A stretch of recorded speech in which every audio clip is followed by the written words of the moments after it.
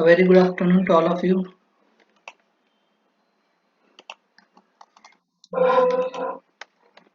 Okay, good afternoon. So now we'll start with the today's session. Today we'll be covering another very important topic, just like a blast, that is of your multiple sequence alignment program.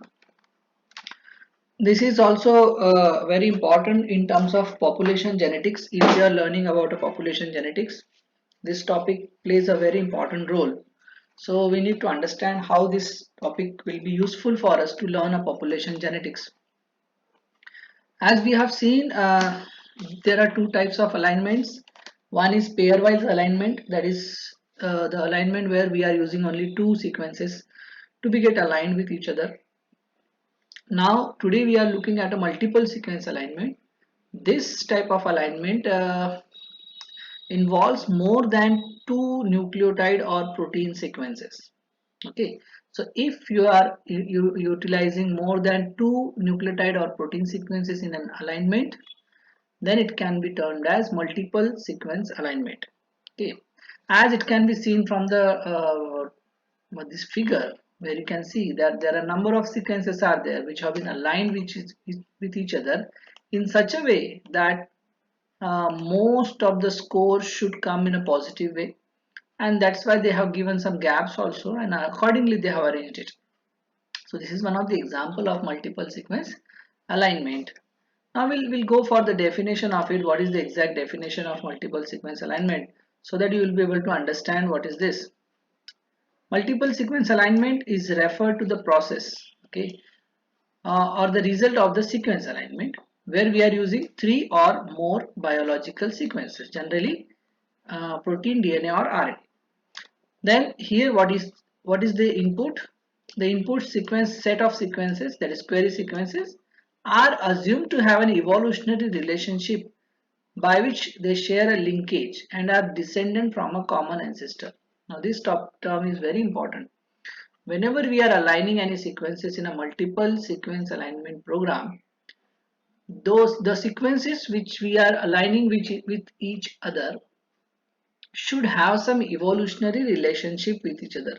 Means they should have a same type of features, or they should belong to particular type of family. They should not have a different families. For example, if you have taken one catalase protein and you are comparing it to the lyase protein, so that cannot be done here in multiple sequence alignment. So you need to compare catalase with the catalase only, amylase with the amylase only, but the only difference will be that you will compare it with the uh, different species or different strains or even different genus also, but protein family or gene family should remain the same. So this is very important, that the input set of query sequences are assumed to have an evolutionary relationship by which they share a linkage. Okay, they should have some kind of a linkage, and then they should have a descendant from a common ancestors. Then from the resulting multiple sequence alignment, what will be the output? So in output, sequences will show the homology, and that can be inferred, and their phylogenetic analysis can be conducted. Okay, so हम क्या क्या कर सकते हैं, उसकी homology match कर सकते हैं, कंपैरिजन मैच कर सकते हैं, ठीक है, और उसके बेसिस पे उसका phylogenetic relationship भी ड्रॉ कर सकते हैं कि एग्जैक्टली वो किस फैमिली से बिलोंग कर रहा है, कितना डाइवर्स्ड हुआ, everything like that. And that can be conducted to assess the sequences shared evolutionary origin. इसके बेसिस पे हम उनका ये पता कर सकते हैं कि how they have been evolved, how they have been what we can say speciation हो गया है या sequence में variations हो गए हैं, that we can very easily analyze. So what are the three main points in a multiple sequence alignment is that first thing is that you need more than two nucleotide sequences or a protein sequences. Then those sequences which are aligned by the multiple sequence alignment program should have a evolutionary relationship, means they should arrive from the common ancestors. And what is the output of it? Multiple sequence alignment will give you the output in the form of the homology of the sequences and the evolutionary relationship also. Okay, so these are the three main points in a multiple sequence alignment. So how to do that? That I'm going to teach you, so that you will be able to do it in whenever it um, comes to your studies. I will not go in detail about it, that there are what are the methods and all. Okay, this is all computational biologist work. We are not going into this. We just want to do how that can be done. So we'll start again with the NCBI so that we'll be able to get the sequences.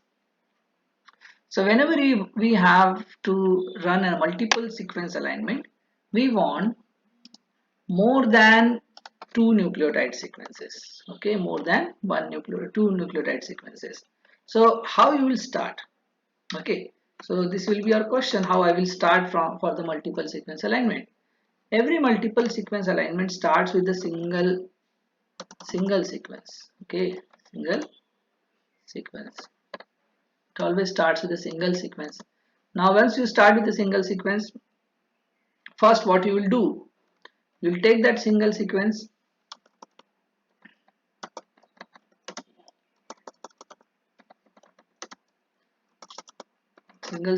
and you will blast it actually. Okay, you will blast it. After doing the blast, you will see through the blast program, you will see from the database, you will get a homolog sequence, right? Homolog sequences आपको मिलेंगे. Through this homolog sequences you can choose. Okay, you can choose homolog sequences, यानी एक है, दो है, तीन है, चार है, पांच है, आप उसको चूज कर लीजिए, सिलेक्ट करिए. ठीक है, and then it will become multiple sequences sharing common homolog. Okay, so वो सारे सीक्वेंसेस सब एक टाइप के रहेंगे एंड वो शेयर करेंगे common homologue, but they will वेराई in the sequences. ठीक है, थोड़ा थोड़ा उसके सीक्वेंसेस में क्या रहेगा, वेरिएशन रहेगा based on the search and strategy you have chosen. Okay, आपने कौन सी स्ट्रेटेजी चूज की उसके बेसिस पे वो चेंज होगा. अब ये समझने के लिए थोड़ा सा मैं आपको इजी कर देता हूँ. ठीक है, तो हमारा क्वेश्चन रहेगा, उसके बेसिस पे हम उसको सॉल्व करने की कोशिश करेंगे. Consider a situation that I have one sequence of Homo sapien. आपके पास एक होमोसैपियन का सीक्वेंस है और वो सीक्वेंस है एक पर्टिकुलर जीन का. मान के चलते हैं अब मेरे पास में वो जीन है और कॉमन वाला ले लेते हैं अल्डोलेज. इस बार अल्डोलेज बी लेते हैं. ठीक है, aldolase B sequence. So aldolase B gene sequence है मेरे पास. क्या है, gene sequence. So I wanted to compare this aldolase B sequence for the analysis. ठीक है, वेरिएशंस एंड ऑल. किससे एनालिसिस करना है, ये मेरी स्ट्रेटेजी है. ठीक है, this is my strategy. Now what is my strategy? I wanted to compare my aldolase B gene sequence with cow, okay, then monkey, then chimpanzee, ठीक है, and then gorilla. ठीक है, so अब ये मेरी स्ट्रेटेजी कि मैं इस अल्डोलेज बी जीन को काऊ के अल्डोलेज बी जीन के साथ में, मंकी के अल्डोलेज बी के साथ में, चिंपांजी के अल्डोलेज बी के साथ में और गोरिल्ला के अल्डोलेज बी के साथ में कंपेयर करना चाहता हूँ. कंपेयर करना चाहता हूँ. ठीक है, तो जब मैं इसको कंपेयर करना चाहता हूँ तो क्वेश्चन है कि क्यों आप कंपेयर करना चाहते हैं, why you wanted to compare. ठीक है, तो इसके कुछ बहुत सारे आंसर्स हो सकते हैं. आंसर नंबर वन हो सकता है कि आई thought that cow is close to the human. मुझे ऐसा लगता है कि काऊ क्लोज है. ठीक है, अब कोई काऊ बोलेगा, कोई मंकी बोलेगा.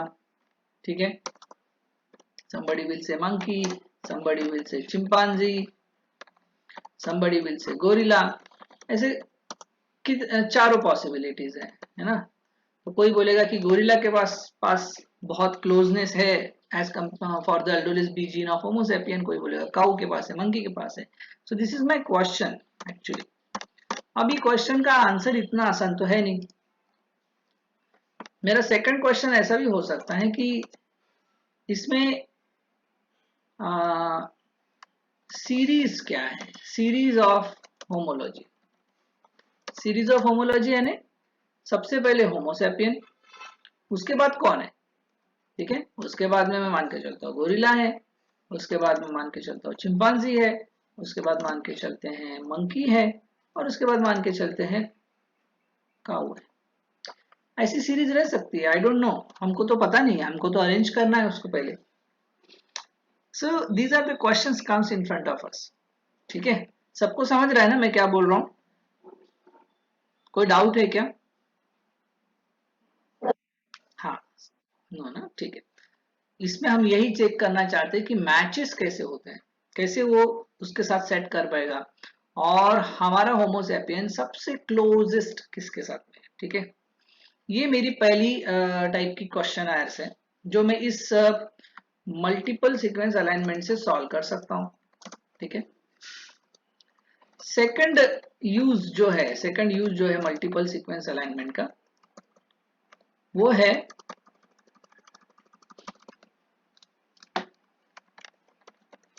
Selection of variants. क्या है? Selection of variants. Selection of variants क्या होता है थोड़ा समझ लीजिए। मान के चलिए कि आपने 150 बैक्टीरिया स्क्रीन किए, ठीक है,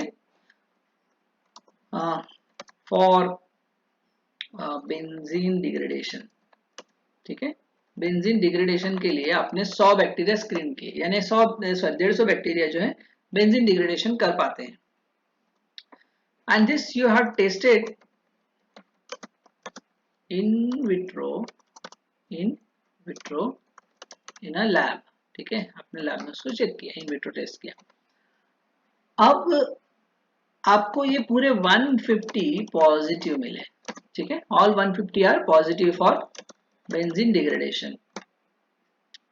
and now your boss told us that आप पूरे 150 पे काम नहीं कर सकते, आप सिर्फ 15 बैक्टीरिया पे काम कर सकते हैं, ठीक है, आप सिर्फ 15 बैक्टीरिया पे काम कर सकते हैं, बाकी इस पे काम नहीं कर सकते। सो अब आपको क्या करना है, बाकी के 135 जो स्पीसीज है उनको आपको रिजेक्ट करना है, और आपको सिर्फ 15 को आगे लेके जाना है, 15 टू कंटिन्यू, ठीक है। सो ये हो गया सिलेक्शन ऑफ वेरिएंट्स। अब वो कैसे बोलता हूँ देख लीजिए। यहाँ हमको क्या करना है, हम ये पूरे 150 को, स्ट्रेटेजी हमारी, स्ट्रेटेजी समझ लीजिए। यहाँ पे हमारी स्ट्रेटेजी क्या रहेगी, हमारी जो 150 आइसोलेट्स हैं, इसने बेंजीन डिग्रेडेशन किया, तो इन सबका मैंने एक जीन टारगेट किया हुआ है। क्या टारगेट किया हुआ है? जीन, यानी बेंजीन डिग्रेडेशन को जो रिस्पॉन्सिबल जीन है वो टारगेट किया हुआ है, और मेरे पास उसका सीक्वेंस है। सो मेरे पास टोटल कितने सीक्वेंसेस हैं? 150 benzene degradation responsible genes, right. और वो सारे जीन्स एक ही टाइप के हैं, मैंने आपको अब भी समझाया, अलग अलग टाइप के जीन्स नहीं ले सकते, सारे जीन एक ही टाइप के होंगे, ठीक है। मान के चलते हैं बेंज आर जीन है उसका नाम, ठीक है, बेंज आर या बेज आर ये जीन है, सारे 150 बेज आर जीन है। अब मैं क्या करूंगा, इसको मल्टीपल सीक्वेंस अलाइनमेंट में पुट कर दूंगा। मल्टीपल सीक्वेंस अलाइनमेंट क्या करेगा, they will they will group them, they will group them based on the match and mismatch, उसको अलग अलग कर देगा, ठीक है। तो होगा क्या, मान के चलते कि 30 जो बैक्टीरिया हैं वो एक ग्रुप फॉर्म किए, फिर बाकी के 25 ने एक ग्रुप फॉर्म किया, फिर और ऐसे किसी ने 15 ग्रुप मिला है, किसी ने 5 ग्रुप मिलके, किसी ने 6 ग्रुप मिलके, किसी ने 7 ग्रुप मिलके, किसी ने 2 ग्रुप मिलके, ऐसे अलग अलग करके आपके पास में ग्रुप्स बनते गए। इनको कहा जाता है क्लेड्स। क्लेड्स फॉर्म हो गए आपके पास में। तो क्या करेंगे, आपको कितना बोला है लेने के लिए, सिर्फ 15 ले सकते हैं आप। तो ये क्लेड्स में से आप सिलेक्ट करेंगे। क्लेड्स में से कैसे सिलेक्ट करेंगे, ये पूरे क्लेड्स की वैल्यू जो फाइनल होगी वो 150 रहेगी, पूरे के पूरे 150 रहेंगे। और उसमें से क्या हो गया, some of them have been classified, कुछ 30 हो गए, कुछ 25 हो गए, कुछ 15 हो गए, जो एक जैसे हैं। ठीक है, तो ये मल्टीपल सीक्वेंस अलाइनमेंट से मुझे ये पता चला कि इनके अंदर वेरिएशंस है, और वो वेरिएशन और सिमिलैरिटी के बेसिस पे उन्होंने खुद को ग्रुप में क्लासिफाई कर लिया है। तो मैं क्या करूंगा, ये जो 30 है ना, ये 30 में से एक सिलेक्ट करूंगा, फिर ये 25 में से एक सिलेक्ट करूंगा, 15 में से एक सिलेक्ट करूंगा, 5 में से एक सिलेक्ट करूंगा। ठीक है, इस तरह से हर एक क्लेड में से क्या करते जाऊंगा, मैं एक एक सिलेक्ट करते जाऊंगा। इससे क्या होगा, ये जो 1 है हर एक ग्रुप का या हर एक क्लेड का, ये एक्चुअली उसका रिप्रेजेंटेटिव है। ठीक है, रिप्रेजेंटेटिव है, यानी अगर मैं पहला वाला ग्रुप लेता हूं, उसमें से एक उठाता हूं, तो वो पूरे अगले 30 को रिप्रेजेंट करता है। ठीक है, so it will be very easy for me to screen them. Otherwise sequence के बेसिस पे उनको अलग करना बहुत मुश्किल था, और जब हमने उसको मल्टीपल सीक्वेंस अलाइनमेंट से पुट किया तो ये इस तरह से हो गया। देन उसका थर्ड यूज जो है वो स्पीसिएशन में भी काम में आता है। स्पीसिएशन यानी आपको जीनस पता है और आपको स्पीसीज भी पता है। ठीक है, तो स्पीसिएशन यानी क्या, आप रूट पता कर सकते हैं actually, root of origin. Root of origin यानी क्या,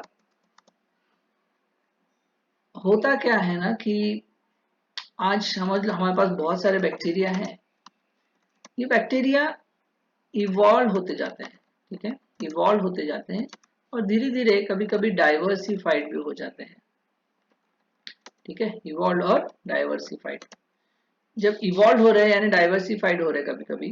ठीक है, तो ये अपने जो पेरेंट्स होते हैं या एंसिस्टर्स होते हैं, इनसे इनसे डिस्टेंट हो जाते हैं। क्या हो जाते हैं, डिस्टेंट। डिस्टेंट यानी थोड़ा दूर हो जाते हैं।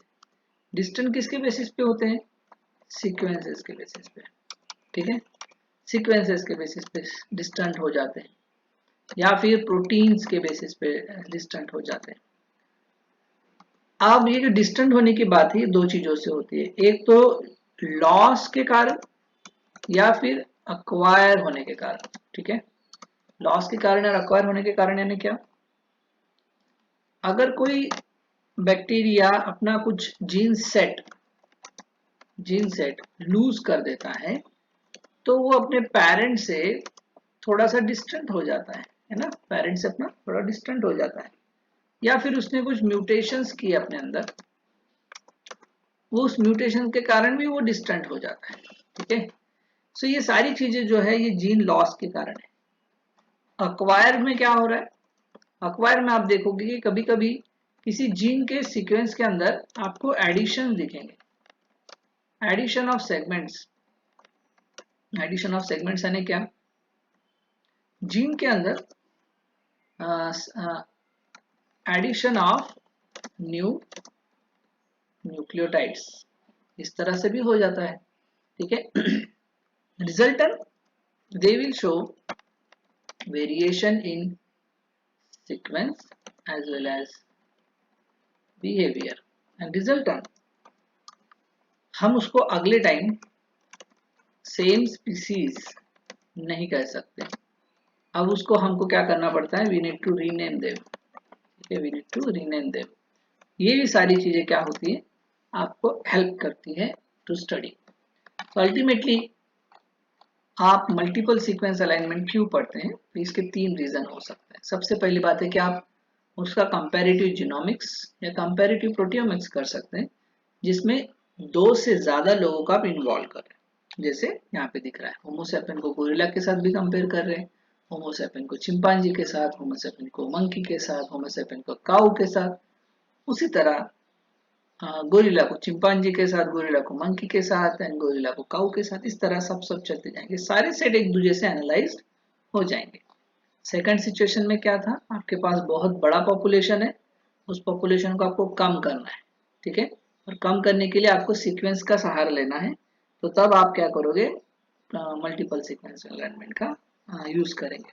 और थर्ड है स्पीसिएशन, यानी अगर कोई स्पीसीज डेविएट हो रही है, उसका रूट पता करना है कि वो एग्जैक्टली कहाँ से ओरिजिन हुई, कैसे आगे गई, तो आप उसको स्पीसिएशन में कर सकते हैं, दैट इज रूटिंग टेक्नोलॉजी। ये तीन बड़े इंपॉर्टेंट एस्पेक्ट्स हैं।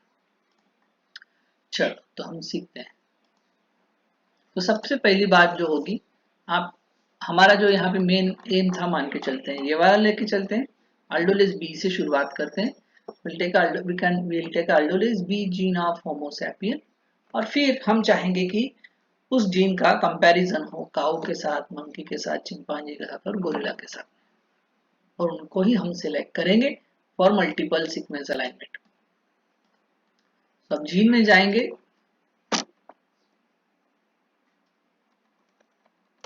अल्डोलिस बी होमो सैपियंस,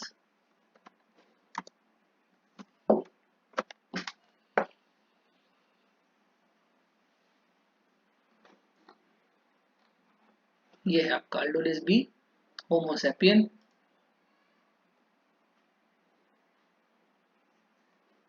जीन चाहिए हमको, तो हम यहाँ आएंगे फास्टा में, क्लिक इट,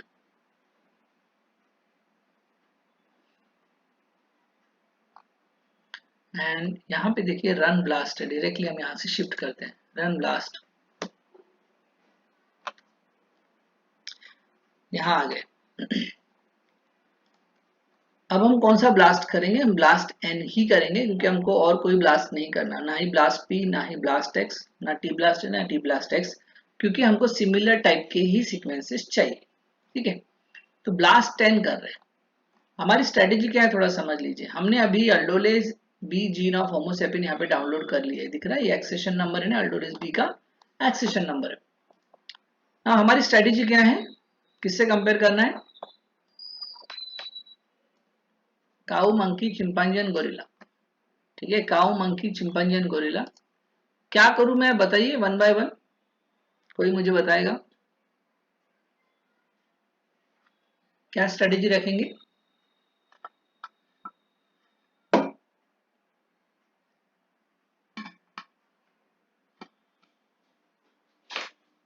कोई बताएगा कैसे करेंगे।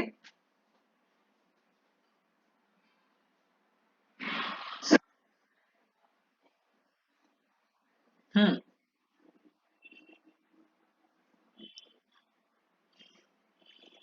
ठीक है, और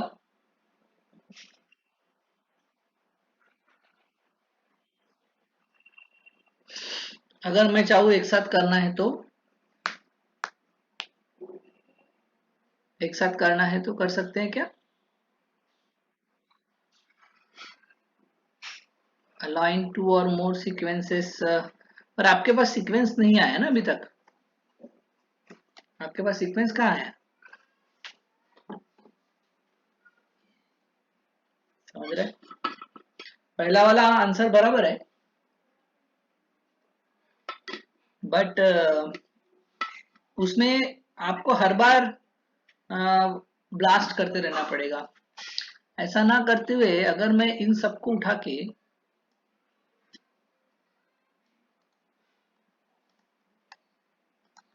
यहाँ पुट कर देता हूँ, ठीक है, और फिर क्या करता हूँ, देखिए यहाँ पे ऐड ऑर्गेनिज्म में दिख रहा है, इसको क्लिक करिए, इसको क्लिक करिए, इसको क्लिक करिए, ठीक है, और फिर यहाँ से कट करके वन बाय वन पुट कर दीजिए सारे ऑर्गेनिज्म के नेम, और ये जो कॉमा है उसको हटा दीजिए, दिख रहा है मंकी लिखा है, इसने आगे मंकी,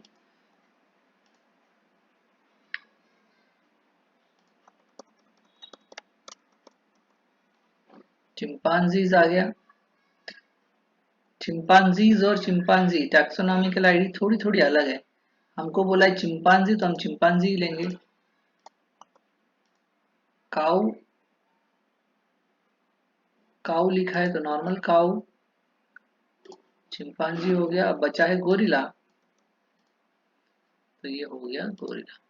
ठीक है, सब आ गए, काऊ, मंकी, चिंपांजी और गोरिल्ला एक साथ आ गए। अब चाहो तो आप एक साथ ब्लास्ट कर सकते हैं, ठीक है, चारों को एक साथ ब्लास्ट कर सकते हैं, पर हम क्या करेंगे यहाँ पे थोड़ी स्ट्रेटेजी अलग रखेंगे। स्ट्रेटेजी क्या चेंज करेंगे कि सबसे पहले काउ कास्ट एनालिसिस कर लेते हैं, ठीक है। डेटाबेस यही लेना है क्या, एनआरएनटी, या कोई चेंज करना है, इसमें कोई चेंजेस करने हैं क्या हमको, नहीं करने, ठीक है। तो सबसे पहले हम काउ का लेंगे, काउ को होमोसेपियन के एल्डोलेस के साथ में मैच करेंगे। Search in new BLAST, algorithm parameter में चेंज कर दो, इतना चाहिए नहीं हमको, टॉप 10 चाहिए, एंड ब्लास्ट इट।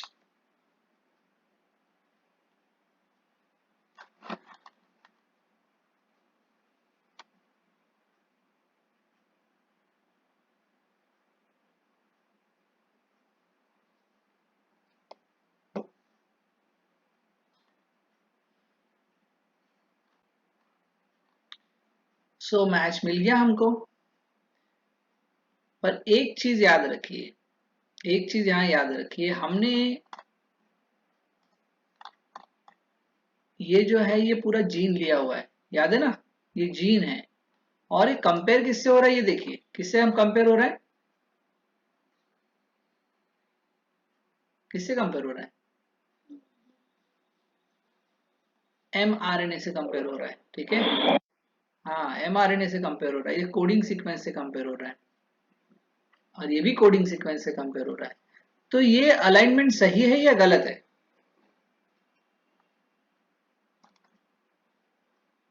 आपने यहाँ जीन लिया और आप किससे कंपेयर कर रहे हो, mRNA से, तो एक ये अलाइनमेंट सही होगा या नहीं होगा, कोई बता पाएगा।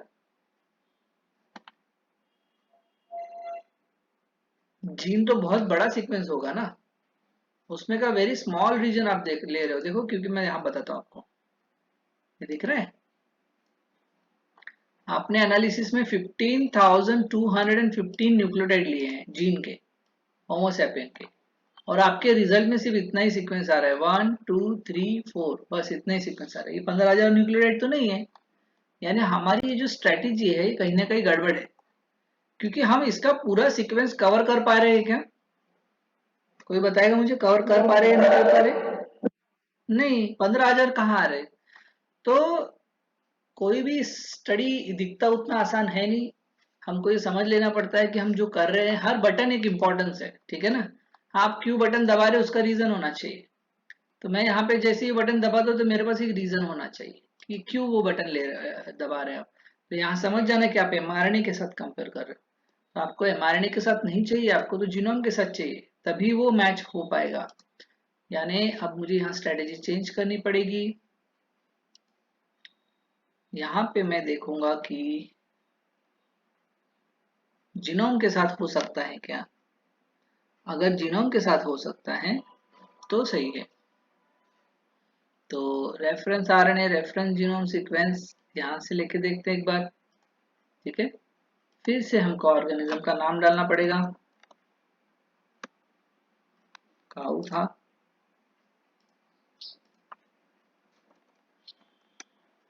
चिंपांजी था, गोरिल्ला, और कौन था, मंकी, मंकी, मंकी,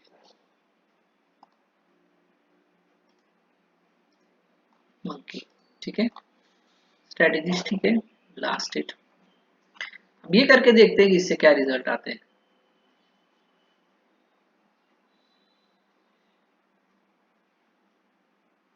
हमने सब कुछ सिलेक्ट कर दिया था शायद, रुको एक्सक्लूड करना पड़ेगा,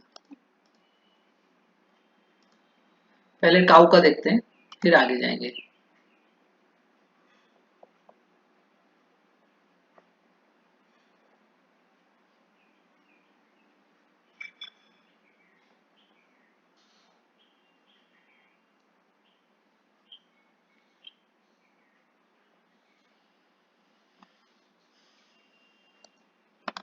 इसको जब रिजल्ट आता है ना, फास्टली स्क्रॉल मत करिएगा, थोड़े समय रुकिएगा, उसके बाद ही करते जाइए, क्योंकि वो कभी कभी रुक जाता है प्रोसेस होने में, इसलिए थोड़ा समय लेना चाहिए। दिख रहा है अभी आपको बॉस टॉरस के किसके साथ मैच हुआ? क्रोमोसोम नंबर 8 से। अब देखते हैं इसको क्लिक होके कितना मैच हुआ। सिर्फ 3296 ही मैच हुआ। यहाँ पे एक अल्डोलिस बी भी दिया हुआ है, इसको चेक करेंगे।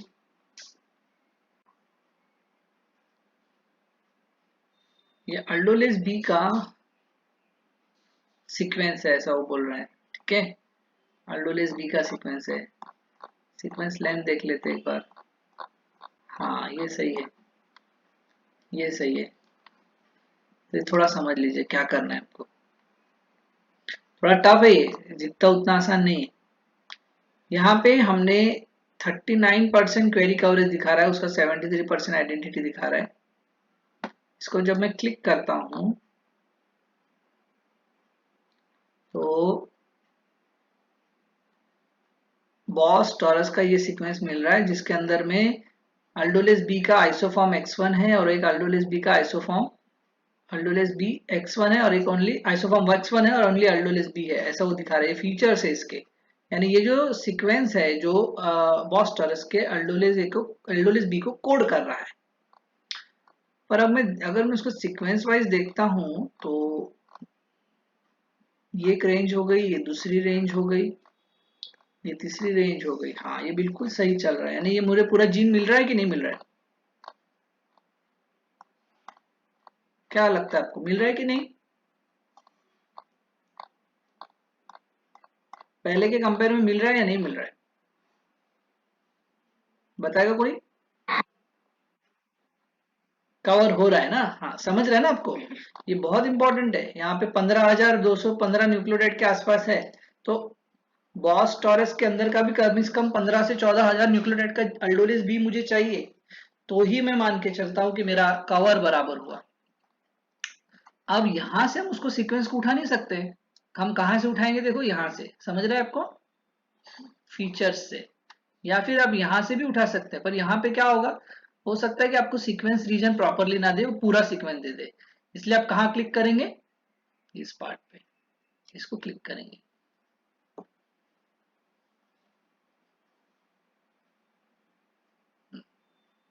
तो ये सीक्वेंस अब मुझे फास्टा में चाहिए।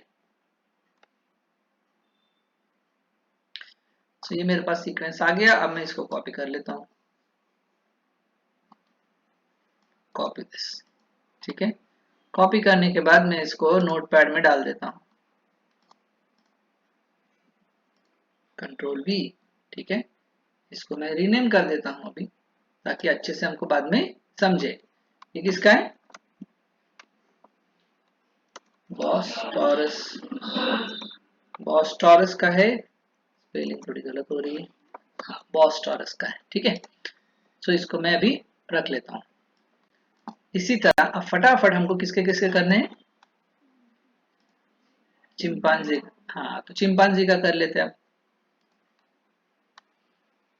ये स्ट्रैटेजी याद रखना, ये भूल जाते हैं, ठीक है। लोग करना शुरू कर देते हैं एनालिसिस, पर वो बाद में समझ में आता है उनको कि हम सब गलत हो गए। ठीक है, तो ऐसा नहीं करना है। सारी स्ट्रेटेजीज, साइंस को थोड़ा रुक के देखो, है ना, ऐसा नहीं कि फटाफट फटाफट आगे चल रहे। हर चीज को समझो, इसको समय दो, उसके बाद ही वो एनालिसिस में आएगा अच्छे से।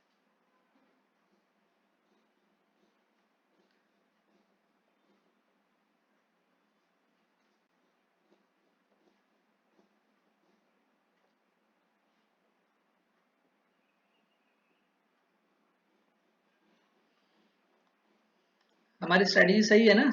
जीनोम डेटाबेस लिया है हमने, बराबर।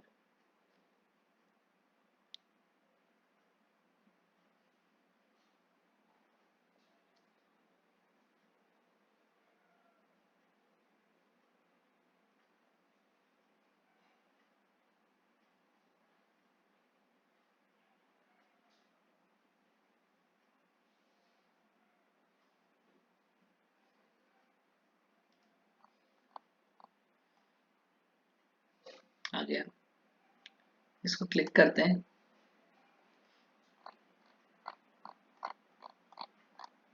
सही जा रहा है, ठीक है। चलो फटाफट आगे लेते हैं इसको। कहाँ जाएंगे, कहाँ क्लिक करेंगे अभी? हाँ, याद रखिएगा, ठीक है। इसको क्लिक करेंगे, पास्ता फॉर्मेट, कॉपी दैट।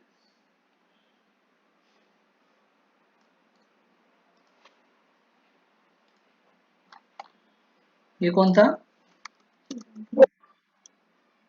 नहीं, बॉस्टर्स तो हो गए थे। ये कौन था? चिंपांजी था ना।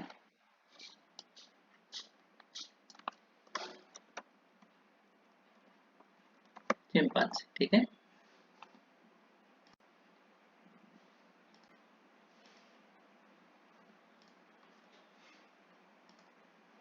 समझ रहा है, स्ट्रेटेजी समझते जा रही है ना, मैं एक एक को सिलेक्ट करते जा रहा हूँ।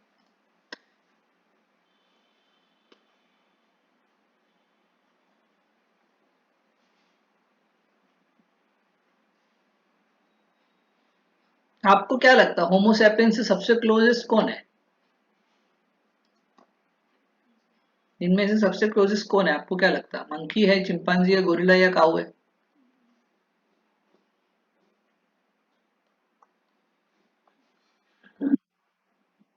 चिंपांजी, ठीक है, देखते हैं परसेंटेज। क्लोजनेस ज्यादा है। गोरिल्ला नहीं है क्या? गोरिल्ला भी तो रह सकता है, मंकी भी रह सकता है। काऊ है, काऊ काऊ क्या लगता है आपको, काऊ डिस्टेंट है या क्लोज है हमारे? हाँ, डिस्टेंट है ना। तो प्रूफ होना पड़ेगा ना, प्रूफ करना पड़ेगा ना, ठीक है। अब प्रूफ करेंगे तो समझेगा हमको।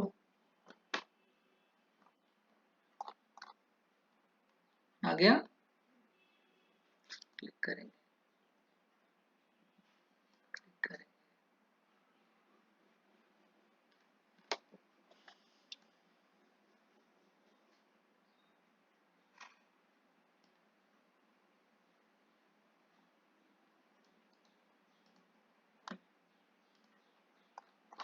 ये कौन था, गोरिल्ला?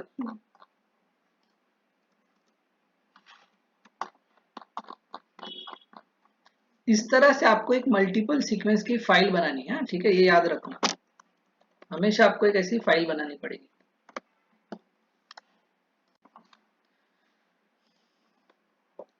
बचाया मंकी। तो जो पहली स्ट्रेटेजी थी उसमें याद रखा ना कि क्या किया था हमने, ये जो है ये चेंज किया क्योंकि आपने जीन लिया है। अगर आप एमआरएनए लेते हो तो फिर वो सीडीएस एमआरएनए डेटाबेस बराबर चलता है, पर अगर आप जीन ले रहे हो तो ये चेंज करना पड़ेगा।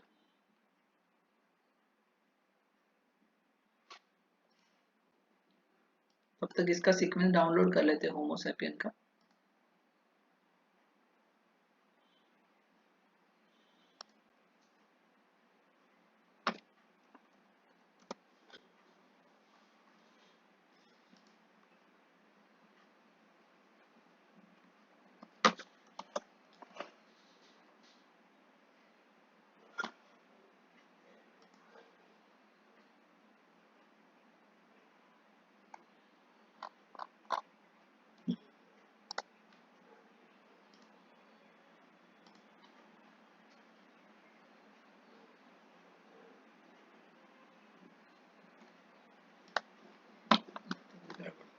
अल्डोलेस भी चाहिए ना हमको।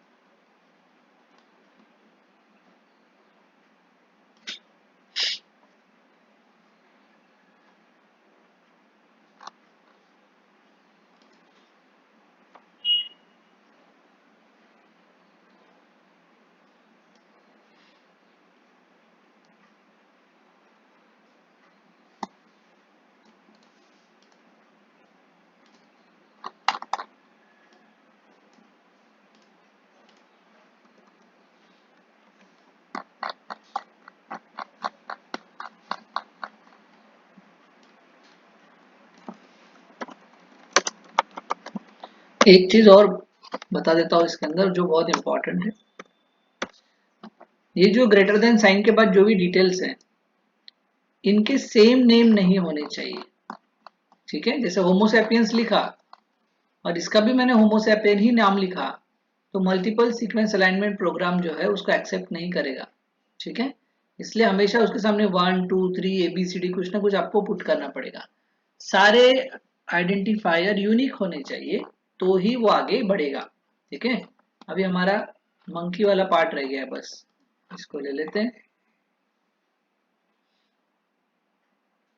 क्लिक करते हैं। यहाँ नहीं आया, यहाँ फीचर नहीं आया तो क्या करें, कहाँ क्लिक करेंगे, ये लिखा है ना जेन बैंक, हाँ यहाँ पे क्लिक करना।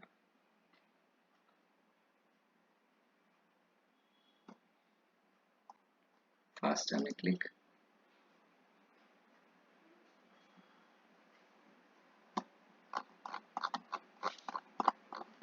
आ गया।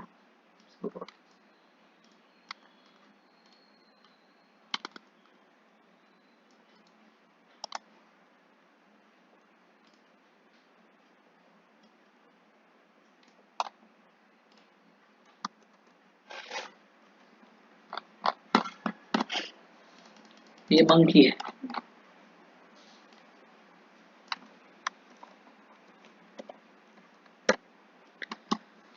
ओके, तो हमारे पास कितने सीक्वेंसेस है, आई थिंक 5 है ना।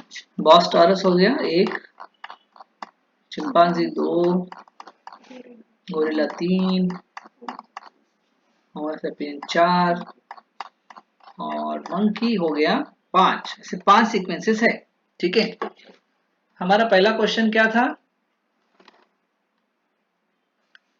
आई thought cow monkey chimpanzee gorilla is close to the human. मुझे ये देखना है कि कौन किससे ज्यादा क्लोज है, ये हम सॉल्व करने की यहाँ कोशिश करने वाले हैं। सो अब हमको ये प्रोग्राम यूज करना है जिसका नाम है मल्टीपल सीक्वेंस अलाइनमेंट प्रोग्राम। ये करने के लिए आप इस्तेमाल करिए, ये वेबसाइट लिख लीजिए अपने पास, genome.jp।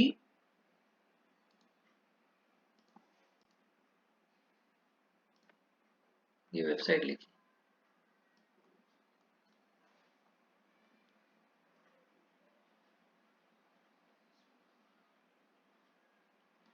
ठीक है, genome.jp वाला। ठीक है, ये KEGG का पार्ट है। ठीक है, क्लस्टल डब्ल्यू और भी अलग से भी मिलते हैं, पर ये फॉलो करिए, ये ज्यादा अच्छा है, ये ज्यादा सिस्टमेटिक है। हम जो ऑपरेट कर रहे हैं वो ये वाला सेक्शन है अभी राइट नाउ, क्लस्टल डब्ल्यू। तो Clustal W is one of the multiple sequence alignment program. ठीक है, ये क्या करेगा, आपके सीक्वेंसेस एक्सेप्ट करेगा जो मल्टीपल सीक्वेंस में होने चाहिए, फॉर्मेट में होने चाहिए। हमने वो फाइल ऑलरेडी बना ली है यहाँ पे, तो हम इसको कंट्रोल A करेंगे, कंट्रोल C करेंगे और यहाँ पेस्ट कर देंगे। ठीक है, यहाँ पे फाइल में सेव कर दिया हमने। तो ये सारे सीक्वेंसेस यहाँ आ गए हैं। हमेशा याद रखिए फास्टा फॉर्मेट में ही होने चाहिए। देन अब आपको चूज करना है कि आउटपुट कौन से टाइप में चाहिए। अलग अलग फॉर्मेट्स के आउटपुट्स है, मैं आपको हर एक चीज हर एक आउटपुट दिखाऊंगा। ठीक है, सबसे पहले अननेसेसरी निकाल देते हैं यहाँ से।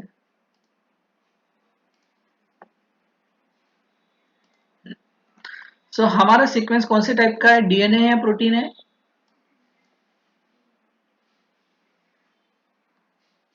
DNA। Execute multiple sequence alignment, इसको कोई चेंज ज्यादा करने की जरूरत नहीं है राइट नाउ, हमको सिर्फ देखना है इसलिए। ठीक है, एग्जीक्यूट मल्टीपल सीक्वेंस अलाइनमेंट। अगर सब कुछ सही रहा तो यहाँ कोई एरर नहीं मिलेगा, पर अगर यहाँ कुछ एरर होगा तो वो आपको दिखा देगा।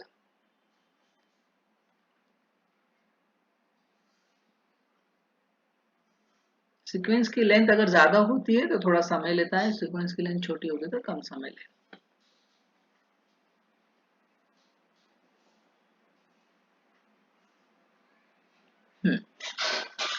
आपके सामने रिजल्ट्स आ गए। अब थोड़ा देखने लायक चीज है, बॉस टॉरस की लेंथ कितनी है, 9862, चिंपांजी की आपने 9087 ली, गोरिल्ला की 9069 ली, होमोसेपियन की 15,000 है और मंकी की 15,000 है। बाकी इनकी सबकी क्या है, लेंथ छोटी है। ठीक है। यहाँ पे एक फाइल मिलती है, याद रखिए, इसको बोलते हैं डीएनडी फाइल। ये भी बहुत काम की फाइल है, ये मैं इसको बाद में समझाता हूँ इसकी फाइल का क्या इंपॉर्टेंस है। फिर ये अलाइन फाइल है। अब देखिए, सबसे पहले मैंने आपको समझा दिया, यहाँ पे 9,000 का ही यानी 6,000 न्यूक्लियोटाइड गायब है करीबन। तो इसलिए आपको ये जो टॉप में दिख रहा है ना, ये सीक्वेंस है जो मंकी और मंकी और होमोसैपियन में है, वो इनमें नहीं दिख रहे, तीनों में, बॉस टॉरस, गोरिल्ला और चिंपांजी में। इसलिए यहाँ पे डैश लाइन दी गई है। ठीक है, इसका मतलब है कि यहाँ पे वो सीक्वेंस बिल्कुल भी नहीं है। अगर ये सीक्वेंस नहीं है इसलिए इसको डैश दिया गया। इस तरह से हम जाते जाएंगे तो पूरा 6,000 न्यूक्लियोटाइड जो है वो आपको डैश ही मिलेगा। फिर जहां से मैच मिलेगा वहां से आपको अलाइनमेंट सब में दिखेगी। यहां तक तो बिल्कुल भी मैच नहीं हो रहा है, पर यहां से शुरुआत हो गई, दिख रहा है आपको। थोड़ा इंटरेस्टिंग है, पहला ही न्यूक्लियोटाइड जो है वो सीटीए और सीटीए, राइट, यानी चिंपांजी, गोरिल्ला और बॉस टॉरस यहाँ पे मैच कर रहे हैं, पर हमारे यहाँ पे क्या होना रहा है, एजी और एजी। तो इससे हमको क्या समझ में आ रहा है कि इस सेक्शन में अगर हम कंसिडर करें तो ये तीन जो है ये बड़े क्लोज है, चिंपांजी, गोरिल्ला और बॉस टॉरस। और अगर हम होमोसैपियन को और मंकी को पकड़े तो ये बहुत क्लोज है, क्योंकि उसका उस जगह न्यूक्लियोटाइड पोजीशन सेम है। और थोड़ा सामने जाते हैं तो यहाँ देखो टी है, टी है, टी है, और हमारे यहाँ देखो यहाँ पे जी है, जी है, यानी ये दो बहुत क्लोजनेस फॉलो कर रहे हैं और ये तीनों अपना एक ग्रुप बना रहे हैं। फिर उसके आगे वाला जो देखो ए, ये पांचों में है ना, इसीलिए नीचे में स्टार है। इसको बोलते हैं कंसेंसस। क्या है, कंसेंसस, यानी पांचों में कॉमन है, इसलिए कंसेंसस है, वो कॉमन है सब में, जहां जहां स्टार दिखेगा वो कंसेंसस है। और देखो अब ये डिफरेंस दिखते क्लियर दिख रहा है, देखो ये चिंपांजी, गोरिल्ला, बॉस टॉरस अपना मिलके एक अलग अलग सीक्वेंस दे रहे हैं। इसको बोला जाता है स्निप्स। क्या बोला जाता है, स्निप्स, सिंगल न्यूक्लियोटाइड पॉलीमॉर्फिज्म है। यहाँ पे देखो होमोसैपियन और मंकी में ए है, पर बॉस टॉरस, गोरिल्ला और चिंपांजी में क्या है, टी टी टी है। यानी इसका मतलब है कि डेफिनेटली हमारा होमोसैपियन और मंकी का बहुत क्लोज रिलेशनशिप है। फिर इस तरह से आगे जाते जा रहे हैं, यहाँ पे देखिए ए है, हमारे इधर का यहाँ का ए हट गया है, दिख रहा है, हट गया है, इसलिए यहाँ डैश दी गई। इस तरह से आपका अलाइनमेंट यहाँ पे दिख रहा है। ये सीक्वेंस को अगर हम थोड़ा और ध्यान से देखें तो ये उतना अच्छे से अलाइन नहीं हुआ है, क्योंकि जो स्टार है ना ये डिसकंटिन्यूअस है। डिसकंटिन्यूअस यानी कंटिन्यूअसली मैच नहीं कर रहे। इसका मतलब ये है कि कहीं ना कोई आउट ग्रुप पर्सन है। समझा क्या, क्या है, आउट ग्रुप पर्सन। अगर थोड़ा सा ध्यान से और स्टडी करें अपन तो यहाँ पे आपको कुछ आउटपुट्स मिलने की कोशिश होती है। देखो यहाँ पे थोड़ा ध्यान से देखो, यहाँ पे भी टी है, चिंपांजी में दिख रहा है, यहाँ पे गोरिल्ला में भी टी है, होमोसैपियन में भी टी है और मंकी में भी टी है, पर बॉस टॉरस में कौन है, समझ रहे हैं क्या, क्यों क्यों ऐसा हो रहा होगा, बताएंगे।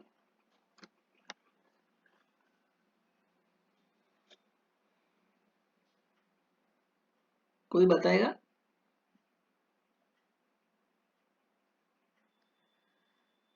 ऐसा क्यों हो रहा होगा कि टी टी बराबर है, नीचे में भी टी टी बराबर, बॉस टॉरस में हुआ जी है।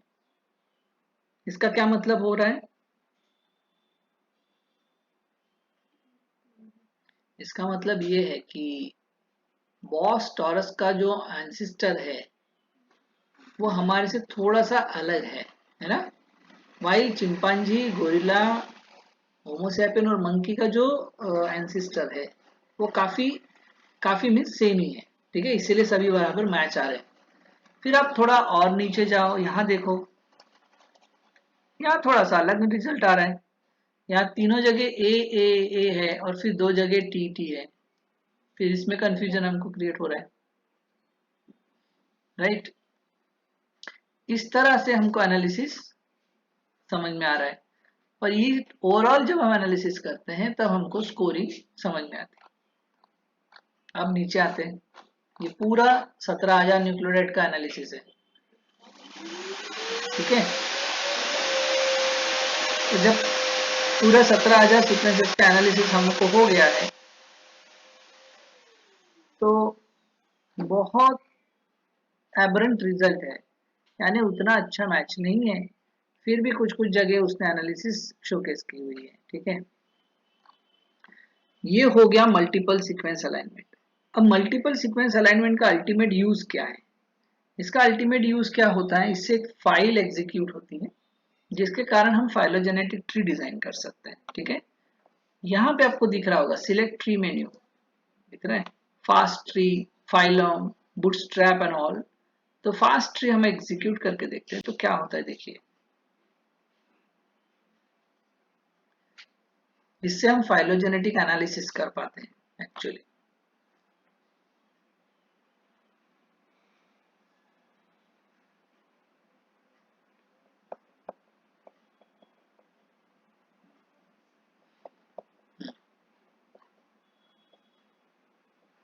देखा आपको रिजल्ट? क्या रिजल्ट आया?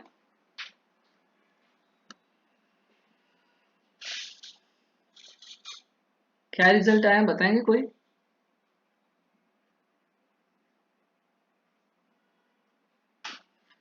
यहाँ हमारे 5 ऑर्गेनिज्म एक दूसरे से सेपरेट हो गए और खुद के क्लेड्स बनाए। इसको बोलते हैं क्लेड। ये दिख रहा है आपको क्लेड? ये क्लेड है। इसका मतलब है कि होमोसैपियन बहुत क्लोज है किसके? किससे ज्यादा क्लोज है? मंकी से। एंड गोरिल्ला जो है वो किससे ज्यादा क्लोज है? चिंपांजी से। एंड आउट ग्रुप जो हो गया, आउट ग्रुप कौन हो गया? बॉस्टोरस। क्लियर क्लियर इंडिकेशन है ना, कितना सुंदर है। इससे हम ये बता सकते हैं कि हम मंकी से बहुत क्लोज हैं, क्योंकि हम गोरिल्ला और चिंपांजी जैसे नहीं दिखते ना। हम थोड़े थोड़े किसके जैसे दिखते हैं? किसके जैसे दिखते हैं? किसके जैसे दिखते हैं? मंकी है ना, हम मंकी है ना। सिर्फ उसके शरीर पे बाल है इसलिए मंकी दिखता है, और पूछ रहे इसलिए, अदरवाइज वो और हम सेम है। उसके बाल निकाल दिया जाए तो वो हमारे जैसा ही है कहीं अलग नहीं है। और गोरिल्ला और चिंपांजी जो है थोड़े अलग दिखते हैं, उनका चेहरा बड़ा इलोंगेटेड है ना, चबी चेहरा है उनका। हमारे इसमें ऐसा चबी चेहरा नहीं दिखता, हमारा बिल्कुल मंकी जैसा ही दिखता है। और ये हमने यहाँ पे जेनेटिकली भी प्रूफ कर दिया कि देखिए सबसे ज्यादा क्लोजनेस जो है वो होमोसैपियन और मंकी के पास में है। ये जो वैल्यूज है ना, डिस्टेंस वैल्यू, ये भी वही बता रही है कि हम बहुत क्लोज है एक दूसरे से, ठीक है। अब इसमें एक चीज और ऐड कर देते हैं, ठीक है। अभी यहाँ पे क्या हो रहा है, ये बॉस टॉरस है, गोरिल्ला है, चिंपांजी है, होमोसैपियन है, मंकी है। इसमें थोड़ा और एक डिस्टेंस स्पीसीज ऐड करते हैं। मान के चलते हैं जेब्रा फिश ऐड करते हैं, ठीक है। जेब्रा फिश का एक सीक्वेंस ऐड करते हैं यहाँ पे। देखिए हम जेब्रा फिश का अल्डोलेस बी निकाल के देखते हैं। Zebra fish ALD aldolase B. Zebra fish का अल्डोलेस बी जीन हम उठा के देखते हैं।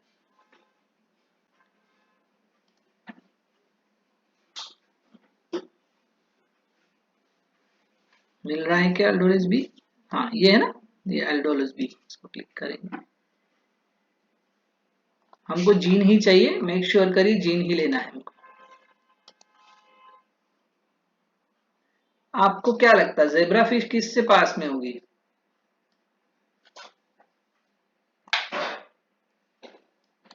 किसके पास में होगी बताइए?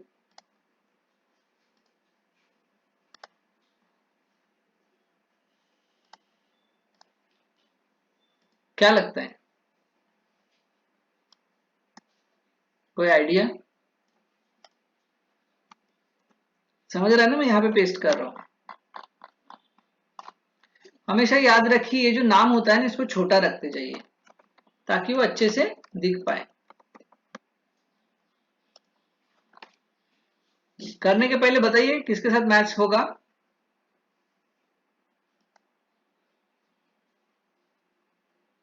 क्या लगता है? हाँ बोलो।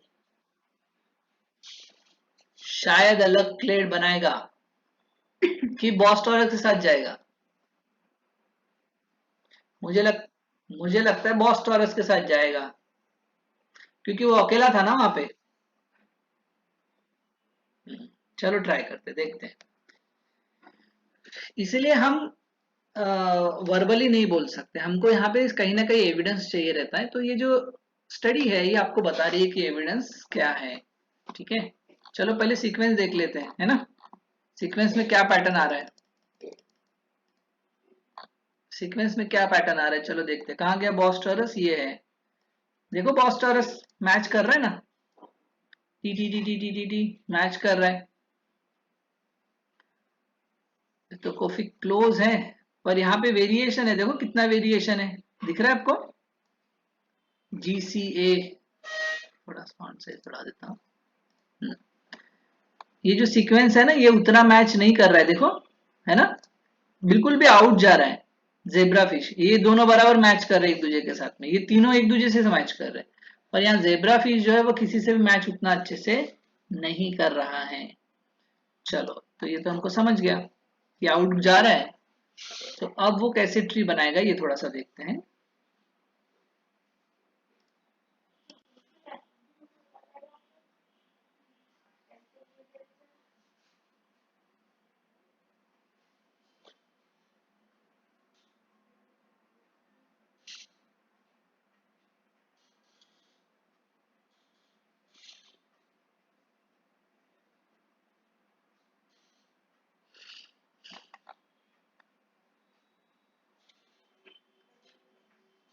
क्या हो गया,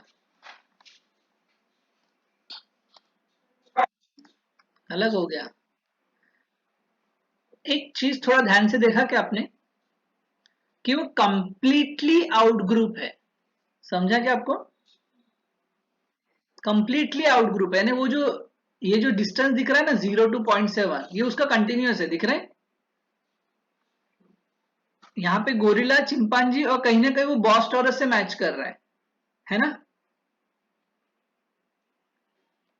अब मुझे इससे एक चीज बताइए कि बॉस टॉरस, गोरिल्ला और चिंपांजी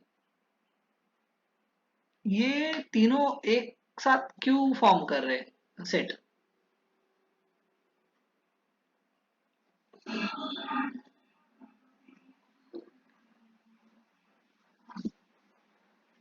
हाँ, हाँ ऑब्वियस है। इसका मतलब है कि बॉस टॉरस, गोरिल्ला, चिंपांजी ये तीनों काफी एंसिस्ट्रल बेसिस पे है। और उसके बाद में इवॉल्व कौन हो गया, कौन इवॉल्व हुआ, मंकी और होमोसैपियन। समझा आपको। ये चीज है, देखो यहाँ पे वो डिस्टेंस है, इधर से वो बढ़ते गए ना, ये देखो ये डिस्टेंस इधर और आगे चला गया। पर ये तीनों देखो अपने इस ग्रुप में वो एक जगह बन रहा है, क्लेड बन रहा है। क्यों, क्योंकि ये दोनों बहुत मैच कर रहे हैं। समझ रहे हैं, समझ रहे हैं। अभी मैं इसमें अगर एक बुल डाल देता हूँ, बुल, ठीक है, तो क्या होगा बताइए।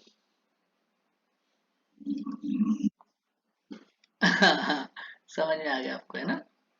चलो देखते हैं, बुल, समझ रहा है ना। तो ये ऐसा हमको पता चल जाता है कि कैसे वो रिएक्ट करेगा। नहीं मिला ना आपको, तो सबसे पहले हमको बुल का साइंटिफिक नेम देखना पड़ेगा। बुल का कोई काउ, काउ तो है बट बुल का देखते हैं, बुल।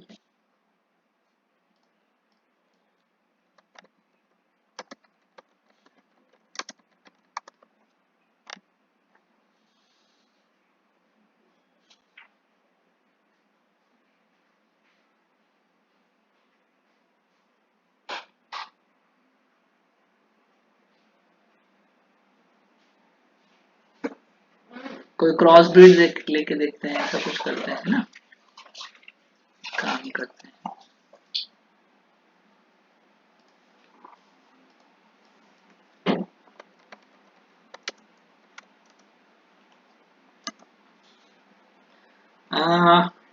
डोंकी लेते हैं, है ना। डोंकी किससे मैच करेगा? अब थोड़ा इंटरेस्टिंग आएगा, क्योंकि अब डोंकी हम जब ले रहे हैं, है ना,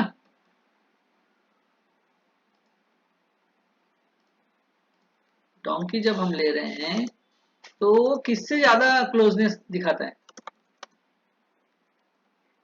इंसान से दिखाएगा कि काऊ से दिखाएगा?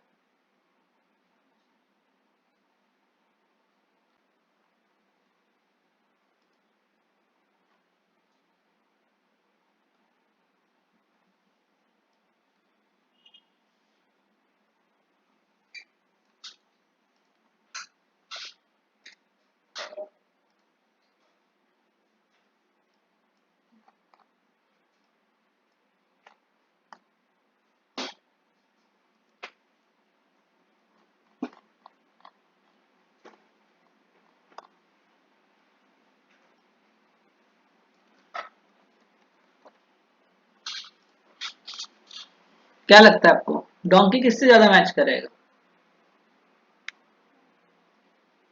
मुझे तो लगता है वो काऊ के साथ करेगा, और जेब्रा फिश फिर से आउट ग्रुप हो जाएगा।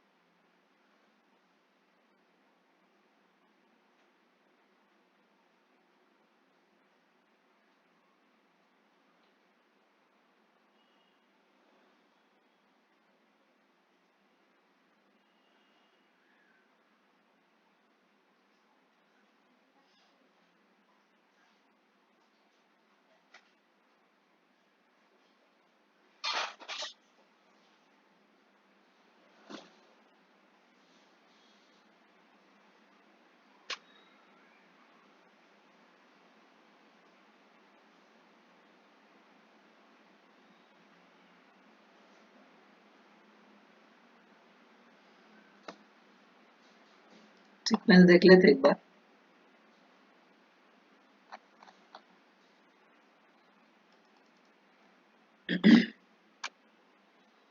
देखो कितना प्यारा है, कंसेंसस दिख रहा है आपको, consensus sequence, T T T T T T, ए।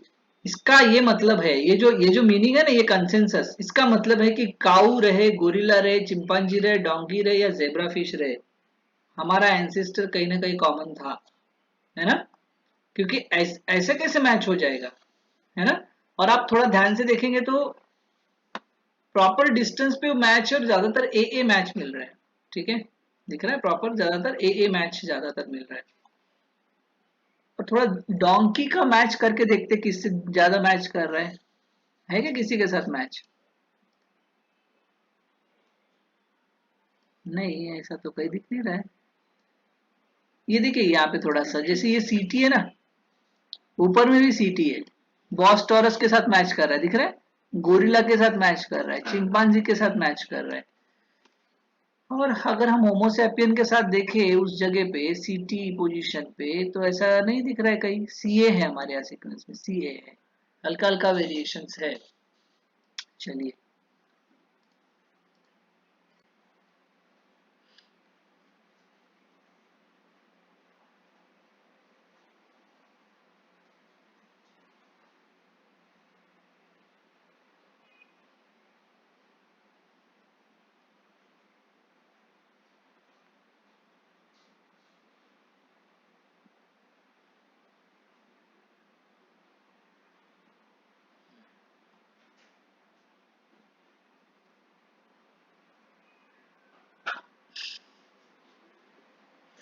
क्या हुआ?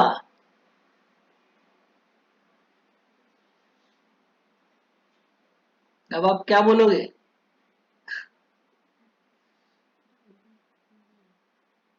हम किससे ज्यादा क्लोज है? किससे ज्यादा क्लोज है? होमोसेपियन, फिर मंकी, और फिर कौन है ना? हाँ, डोंकी से क्लोजनेस है ना, हम ऐसा नहीं बोल सकते हैं। इंसान, इसलिए इंसान होशियार भी है और इंसान बुद्धू भी है। डोंकी भी वैसे ही है, होशियार भी है बुद्धू भी है। तो हम बोलते हैं ना गधे जैसे मत कर, तो एक्चुअली हम गधे जैसे है। इसलिए वो बिहेव करते। देखो कोई भी पॉइंट पे गोरिल्ला और चिंपांजी हमारे क्लोज नहीं आया, देखा क्या आपने? अब तो मैंने बॉस टॉरस को डोंगी के साथ भी डाल दिया, जेब्रा फिश के भी साथ डाल दिया, फिर भी वो हमसे मैच नहीं कर रहा कहीं पे भी। एक समय तो ऐसा हो गया कि अब डोंकी हमारे से क्लोज हो गया, ठीक है, और गोरिल्ला और चिंपांजी हमारे से डिस्टेंट में हो गए। सो इसका क्या मीनिंग है? इसका मीनिंग है, हाँ हमारा एंसेस्टर कहीं ना कहीं सेम होगा, और इसीलिए जेब्रा फिश आउट ग्रुप हो गया है, ठीक है। ये क्या है, आउट ग्रुप हो गया। ये हमारे से ज्यादा रिलेट नहीं करता, इसलिए आउट ग्रुप हो गया। पर डोंकी हमारे से रिलेट करता है, समझ रहे हैं क्या आपको मीनिंग? डोंकी हमारे से रिलेट करता है, ठीक है। तो ये हो गया फाइलोजेनेटिक एनालिसिस। इसको आप लिख सकते हैं कि क्या फाइंडिंग्स है, ठीक है। इसको आप अलग अलग व्यूज में देख सकते हैं।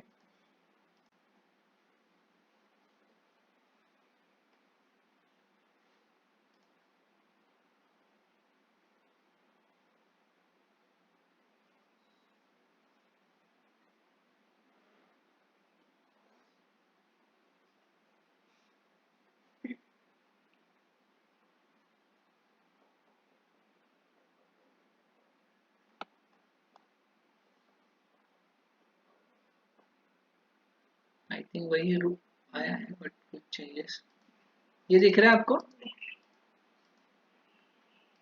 ब्रांच लेंथ वगैरह कम ज्यादा हो रही, ठीक है। इसको बोलते हैं फाइलोग्राम, ठीक है। ये जो दिख रहा है ना आपको, इसमें देखिए सभी को एक ही लाइन में लाके रख दिया है, समझ रहे हैं? है वो वैसे ही, कोई भी फाइलोग्राम लेंगे उसका मीनिंग एक ही होता है, पर ये जो दिख रहा है इसको बोलते हैं फाइलोग्राम। और अगर आप उसको रियली देखेंगे कुछ इस प्रकार से, तो इसको बोलते हैं क्लैडोग्राम, ठीक है। ये है आपका क्लैडोग्राम और ये है आपका फाइलोग्राम। ये ब्रांच की अनोटेशन अगर हटा दो तो आप अच्छे से देख सकते हैं कि कौन किससे ज्यादा क्लोज है, दूर है, ठीक है। ये लेबल्स हैं, और विदाउट विदाउट टिक्स है, टिक्स है। अगर आपको नहीं चाहिए तो ये सब आउटपुट्स कर सकते हैं। यहाँ से आप डाउनलोड कर सकते हैं इसको पीएनजी फॉर्मेट में, फोटोज अगर आपको चाहिए ना इसकी इमेज वगैरह, तो आप इसको डाउनलोड करके आप अपने लैपटॉप में यूज कर सकते हैं, ठीक है। ये हो गया आपका पॉइंट्स। एक देख लेते हैं बूटस्ट्रैप वैल्यू। सारे आउटपुट्स एक ही जैसे होते हैं, कोई फर्क नहीं होता, सिर्फ उनको दिखाने का स्टाइल जो होता है थोड़ा थोड़ा अलग है, इसीलिए वो डिफरेंस आता है। सारा जो गेम है वो है एक जैसे सीक्वेंसेस आपको डाउनलोड करने हैं, उसको बराबर यूनिक नाम देना है, और उसको जो फास्टा फॉर्मेट में कन्वर्ट करना है, और फिर प्रॉपरली अलाइन प्रोग्राम देना है, दैट्स इट, इतना ही है उसके अंदर। और उसके बाद ये फाइलोजेनेटिक ट्री आप इस्तेमाल कर सकते हैं।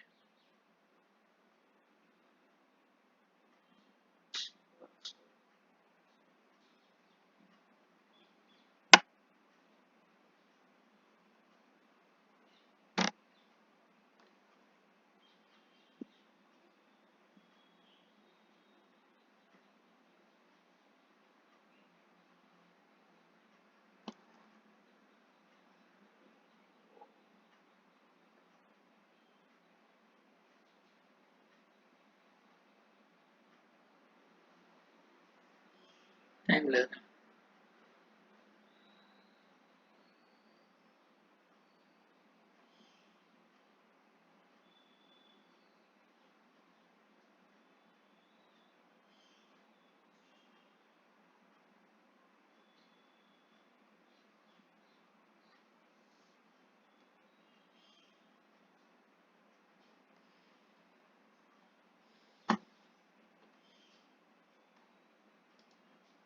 तब तक आगे बढ़ते हैं।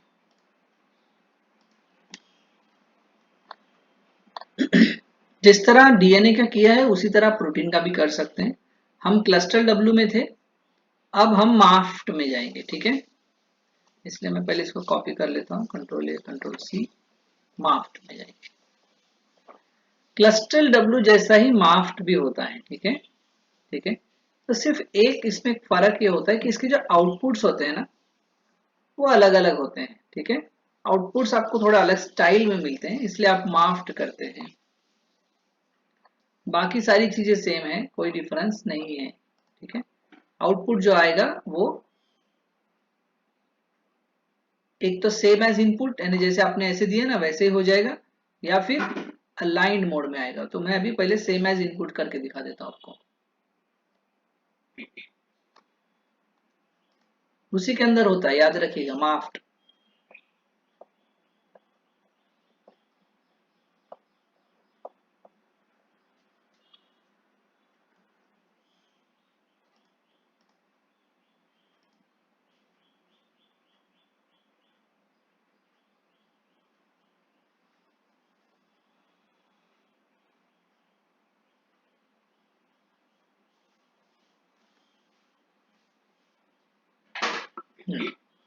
देखिए इसमें रिजल्ट आ गए, पर यहाँ पे बड़ा इंटरेस्टिंग रिजल्ट आया। आउटपुट थोड़ा अलग स्टाइल में आया ना आपको। यहाँ पे सीक्वेंसेस जो एक के नीचे एक अरेंज थे ना, उनको वैसा नहीं किया है, उनको इंडिविजुअली खुद के लाइन में अरेंज किया है। जहां गैप है वहां प्रॉपर गैप दिखेगी आपको, ठीक है। तो इससे क्या होता है, आपको एनालिसिस करना बहुत आसान हो जाता है, ठीक है, एंड समझना भी बहुत आसान हो जाता है कि किस तरह का पैटर्न आपको मिल रहा है, किस तरह के सेपरेशन आपको मिल रहे हैं, ठीक है। तो ये माफ्ट पैटर्न है, यानी ये सीक्वेंस जैसा अरेंज किया करते हैं वैसे ही है। और ये अरेंज हुए हैं, ये देखो ये ऑलरेडी क्लस्टर डब्ल्यू में सेट है ये, और उनको अरेंज वैसा किया, ठीक है। पहले वाले में ऐसा नहीं था, पहले वाले में सबको एक के नीचे एक रखा हुआ था, कुछ इस तरह से था। ये समझ गया ना आपको पॉइंट, ये अरेंज्ड है, ठीक है। अब देखिए डोंकी में इतना सीक्वेंस एक्स्ट्रा है जो हमारे किसी में भी नहीं है, दिख रहा है, यानी डोंकी ज्यादा होशियार है हमारे से। जीन इंसर्शन है उसके बॉडी के अंदर, देखो ना इतने पार्ट में, है ना, इतना सीक्वेंस इंसर्ट हुआ है कहीं से तो भी। अब आप ये देख सकते हो कि ये इतना पार्ट एक्चुअली कहां से आया, ठीक है। क्या करेंगे बताओ मुझे, अगर मैं देखना चाहूँ कि इतना पार्ट एग्जैक्टली कहां से आया है, तो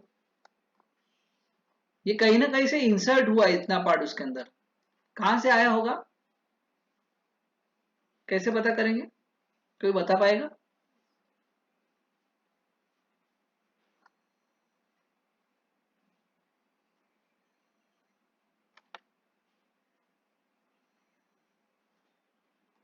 सिंपल है, क्या करो, इतना पार्ट कॉपी कर लो।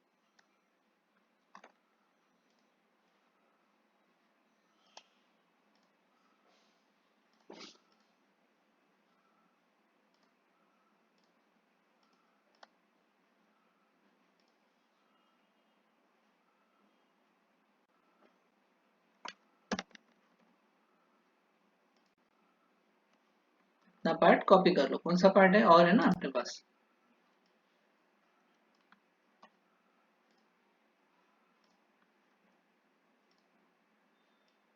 इतना पार्ट डोंकी में आया कहां से, जो हमारे अंदर नहीं है उसके पास कहां से आ गया, ये देखना है ना हमको। चलो देखते हैं, यही रिसर्च है।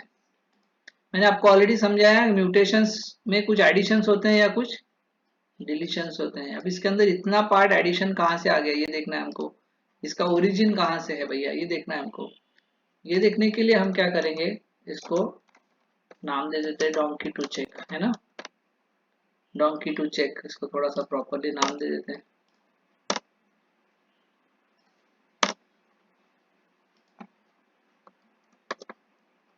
आ गया। अब इसको कॉपी करते हैं यहाँ से, कहाँ जाएंगे, लास्ट में जाएंगे और ये सीक्वेंस यहाँ पेस्ट कर देंगे। पेस्ट करने के बाद में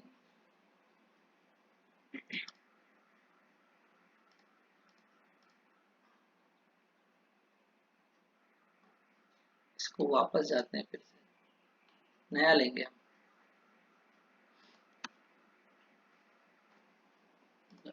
लास्ट में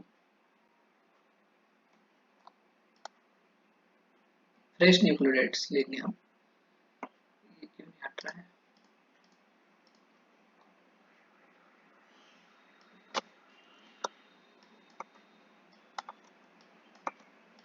हटा दो यहाँ से, ठीक है। और इसको NRND लेना पड़ेगा कि नहीं लेना पड़ेगा? लेना पड़ेगा। कंट्रोल V, डोंकी का टू चेक है। इसमें सिर्फ एक काम करना पड़ेगा, हमको डोंकी को नहीं लेना है ना। अगर हम डोंकी को लेंगे तो किसमें मैच करेगा? डोंकी के साथ ही मैच करेगा। अब देखते कहां से आया। डोंकी के अलावा वो कहां मिलता है ये देखना है हमको। देखा, ये माफ्ट का फायदा क्या है? माफ्ट का फायदा ये है कि आपको वो रीजन दिखने को शुरू हो जाते हैं जो कॉमन नहीं है, ठीक है। अब यहाँ पे थोड़ा ध्यान से देखो, बड़ा इंटरेस्टिंग है। यहाँ पे देखो GGG, CGG और GGG, ये चारों में कॉमन है, जिसमें होमोसैपियन और मंकी भी है। चिंपांजी, गोरिल्ला और बॉस टॉरस में बिल्कुल नहीं है ये सीक्वेंस, है ना। इसका मतलब है कि ये इवॉल्व स्पीसीज की तरफ ध्यान नजर डाल रहा है। ये सारी इवॉल्व स्पीसीज है ना, देखो, है ना, इवॉल्व है सारे। चलो आउटपुट आया होगा, क्या लगता है किससे आया होगा? कहां से आया?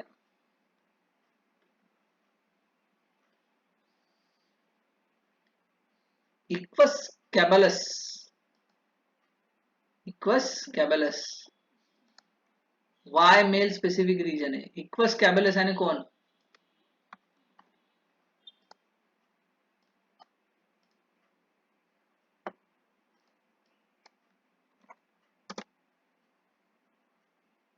कौन है?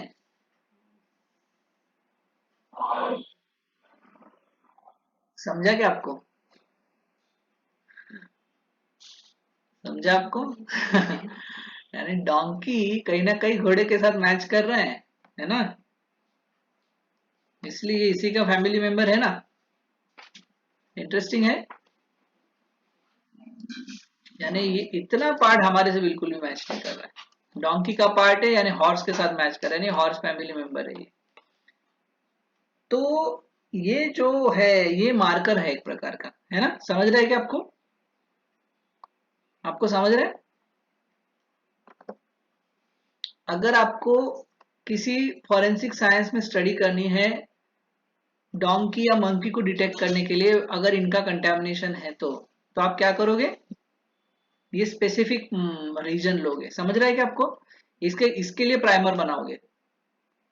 समझ रहे हैं सबको मैं क्या बोल रहा हूँ? क्योंकि ये सीक्वेंस इनमें नहीं है किसी के अंदर में भी, इतना पार्ट, इतना रीजन। तो इतने रीजन के लिए आप क्या करोगे? प्राइमर बनाओगे। ये इसके लिए समझ लो फॉरवर्ड बना लिया।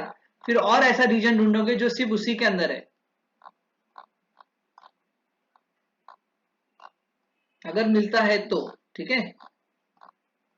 अगर मिलता है तो फिर वो रीजन लेना पड़ेगा। ये बहुत ज्यादा लेंथ हो रही है ना। हमको डायग्नोस्टिक पीसीआर में काम में नहीं आएगा इतना लेंथ। इतना लेंथ अगर मैं बढ़ा दूंगा तो बहुत ज्यादा हो जाएगा। तो इस तरह से आपको रीजन ढूंढते रहने पड़ेंगे, ठीक है। तो ये है माफ्ट। बहुत सुंदर एनालिसिस होता है इससे। आपको जैसा एनालिसिस करना है वैसा कर सकते हैं। इसके अंदर भी फिर अलग अलग टाइप के फाइलोजेनेटिक ट्री बन जाते हैं। दिख रहा है आपको? सेम वैसे ही बॉस टॉरस अलग हो गया, चिंपांजी गोरिल्ला अलग साथ में हो गए। ये तीनों क्लैड फॉर्म कर लिए, जेब्रा फिश आउट ग्रुप हो गया, ठीक है। विद ब्रांच हो जाएगा ये, है ना। क्लैडोग्राम हो गया ये आप डाउनलोड कर सकते हैं। देखो नीचे में डाउनलोड हो जाती है फाइलोजेनेटिक ट्री। ये आप किसी भी सॉफ्टवेयर में ओपन कर सकते हैं। आप नेबर ज्वाइनिंग मोड से भी देख सकते हो, ठीक है। ये नेबर ज्वाइन से है। समझ रहे हैं?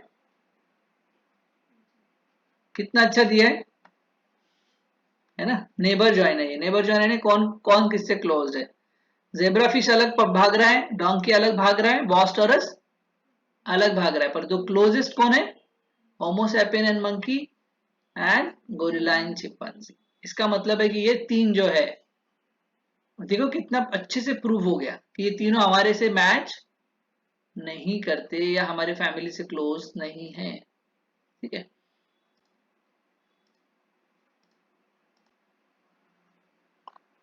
देखिए डिस्टेंस स्पीसीज रिलेशनशिप है। समझ रहे हैं क्या? क्या है ये? Branch length. ब्रांच लेंथ से समझ रहे हैं कि जेब्रा फिश हमारे से बहुत ज्यादा दूर है। समझ रहे हैं? और हम देखो होमोसैपियन और मंकी बहुत क्लोज है क्योंकि हमारी ब्रांच बहुत छोटी है और हम डोंकी से थोड़ा सा डिस्टेंस में। समझ रहे हैं क्या? जितनी ब्रांच की लेंथ बढ़ती जाती है इस नोड से, उतना समझ जाना कि आप उससे उतना डिस्टेंस में जा रहे हो। समझ रहे हैं? यहाँ पे भी ऐसे ही हो रहा है। गोरिल्ला और चिंपांजी से हम काफी दूर है, पर बॉस टॉरस उनसे काफी क्लोज है। यानी इन तीनों का जो ओरिजिन है वो कहीं ना कहीं कॉमन है। ठीक है? और यहां से हम डाइवर्सिफाइड होके इधर आ गए। समझ रहे हैं? हम बने मंकी और मंकी से बने होमोसैपियंस। समझा आपको?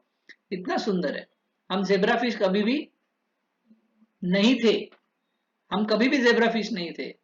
हम डोंकी थे, ये बोल सकते हैं क्योंकि बहुत क्लोज है। पर उसका भी डिस्टेंस रिलेशनशिप है। यानी कहीं ना कहीं यहां से हमारा पेरेंटल रिलेशनशिप था क्योंकि सारे मैमिलियंस है ना? इसलिए ये क्लोजेस्ट आ रहे। ये मैमिलियन है क्या? नहीं, ये आउट ग्रुप हो गया। इतना सुंदर एनालिसिस इससे हो जाता है फाइलोजेनेटिक ट्री से। ठीक है? तो ये हो गया क्लस्टल डब्ल्यू, फिर हो गया माफ्ट, फिर है ET3E। ET3E में डायरेक्टली एनालिसिस हो जाता है, यानी डायरेक्टली फाइलोजेनेटिक ट्री क्रिएट हो जाती है। आपको कुछ करने की जरूरत नहीं पड़ती, बस आप अपना सीक्वेंस दे दीजिए।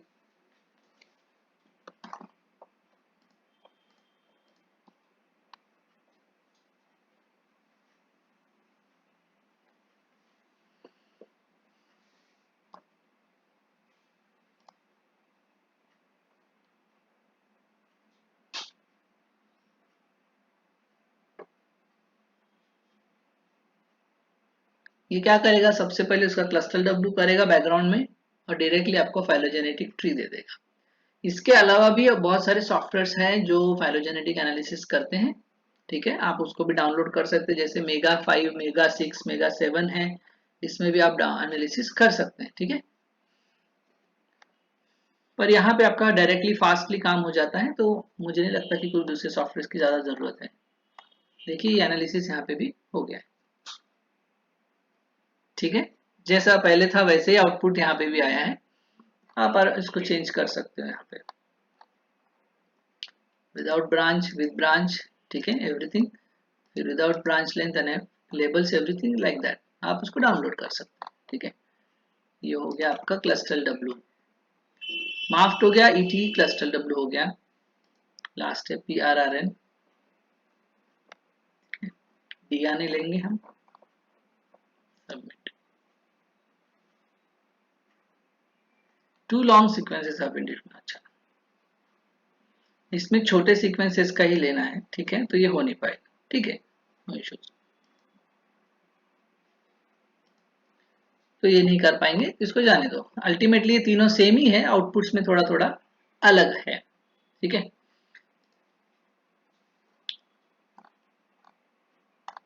सो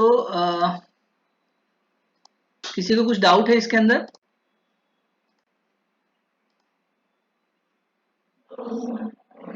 ठीक है। अब अगर मैं आपको इस पे कुछ क्वेश्चन पूछूं, आप मुझे आंसर बता सकते हैं? चलो फिर एक क्वेश्चन लेते हैं, आप उसको सॉल्व करने की कोशिश करो। ठीक है? मुझे बताइएगा कैसे कैसे करना है। गूगल से शुरू करते हैं। मेरे पास एक जीन है जिसका नाम है insulin receptor. Insulin receptor of, मान के चलता हूँ बॉस टॉरस का है मेरे पास। ठीक है? इंसुलिन रिसेप्टर का बॉस टॉरस, इसका मुझे मल्टीपल सीक्वेंस अलाइनमेंट करना है, पर प्रोटीन का करना है। किसका करना है? प्रोटीन सीक्वेंस का। और वो ऑर्गेनिज्म है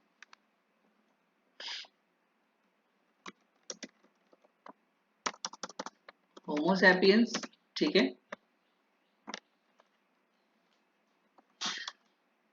ये ट्विस्ट है, सीधा सीधा नहीं है। इसेचिया कोलाई, मस्कुलस,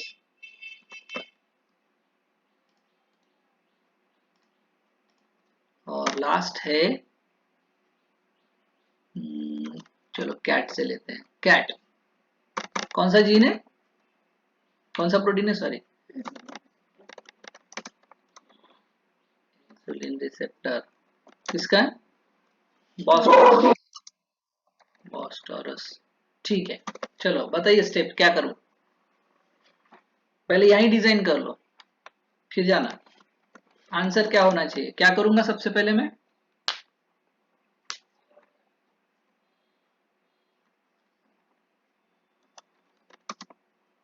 क्या करेंगे, कहाँ जाएंगे, एनसीबीआई में जाना पड़ेगा, ठीक है, फिर क्या करेंगे,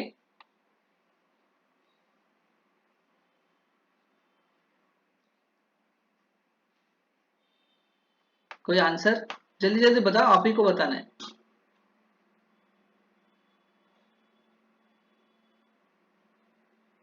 एनसीबीआई में जाके क्या करेंगे हम, हमको क्या चाहिए, इंसुलिन रिसेप्टर का बॉस टॉरस का प्रोटीन चाहिए, व्हाट विल डू,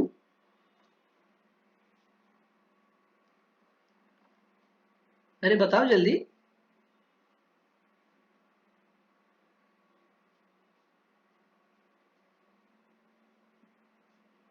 कोई आंसर नहीं दे रहे, मैंने समझा नहीं आपको।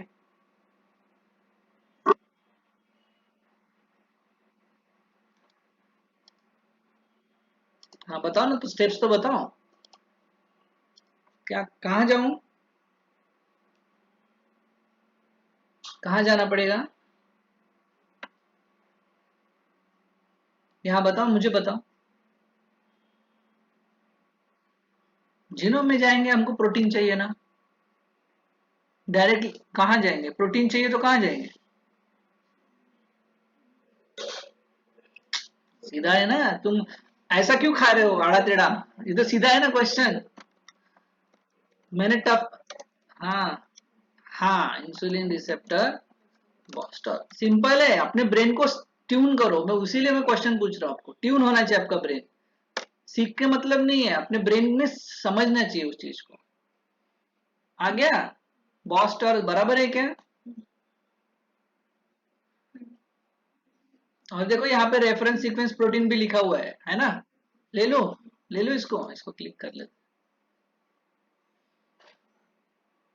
दिख रहा है, कोई 1382 है, 1381 है, 1371 है, 1369, चलो ऐसा तो अभी कुछ दिया नहीं है, ये सिर्फ आइसोफॉर्म से दिख रहा है आपको, चलो ठीक है, तो मैं कोई भी एक ले लेता हूँ, फास्टा में ले लेता हूँ, अब क्या करेंगे,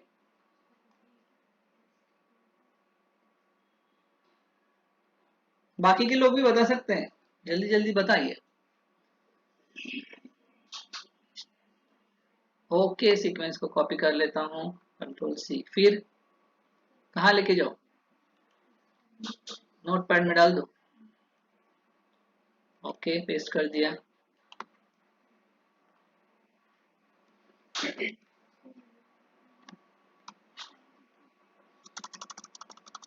ठीक है, बिल्कुल सही है, हो गया, अब हमें क्या करना है,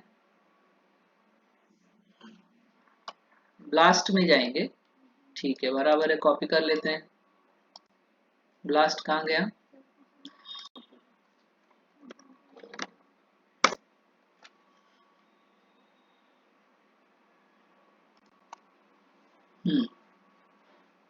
आ गया ब्लास्ट में, क्या करूं,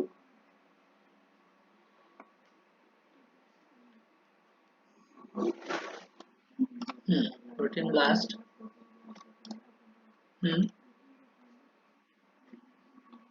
कर दिया,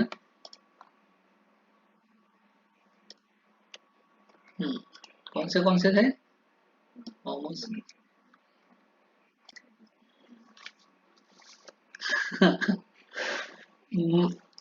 मैंने ट्विस्ट डाला है, तो वही बोला मैंने ट्विस्ट डाला है इसके अंदर, आपको अगला वाला कोई आसान काम थोड़ी देगा, आसान काम तो बैल भी कर लेते हैं, हमको तो घोड़ा बनना है ना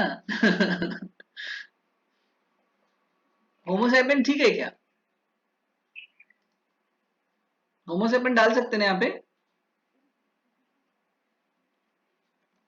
डालू या नहीं डालू,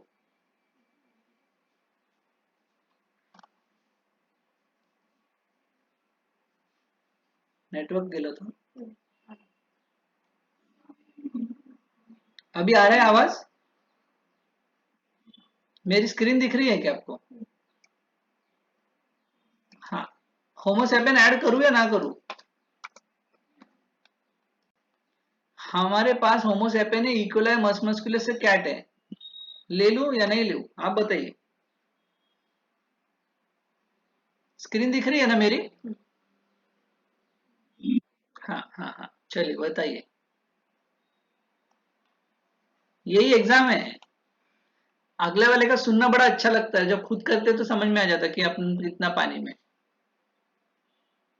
इसी से आपका पैसा कमाएंगे आप, अदरवाइज आप पैसा नहीं कमा सकते बायोटेक्नोलॉजी। क्यों नहीं हो पाएगा?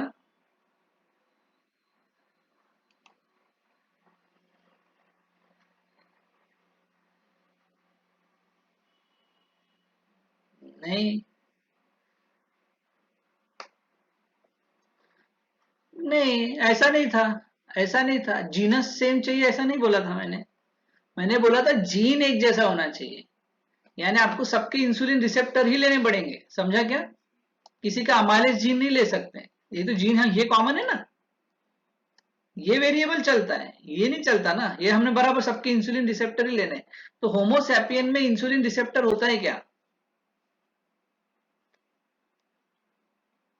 हाँ या ना? बताओ सब लोग।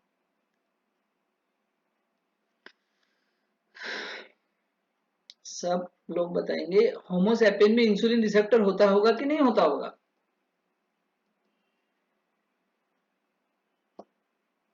अरे हमारे बॉडी में इंसुलिन होता है कि नहीं होता है?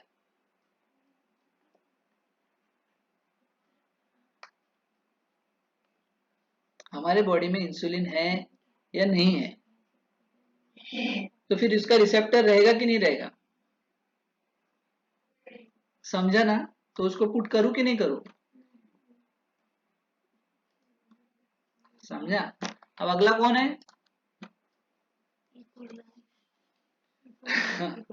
अब इकोला इंसुलिन बनाता है क्या?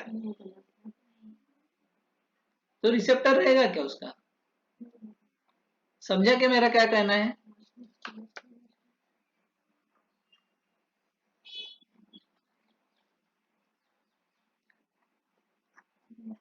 हाँ हाँ, अगला वाला आपको कुछ भी बोल देगा ना। सर हमको ये ऐसे करना है एनालिसिस। इतना आसान है क्या? हाँ हाँ ठीक है मैं कर देता हूँ, ऐसा थोड़ी ना होता है।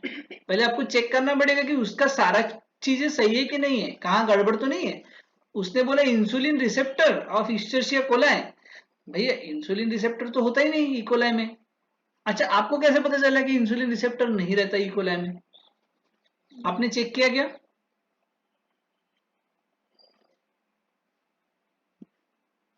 आपने चेक नहीं किया ना, तो आपको तो चेक करना पड़ेगा।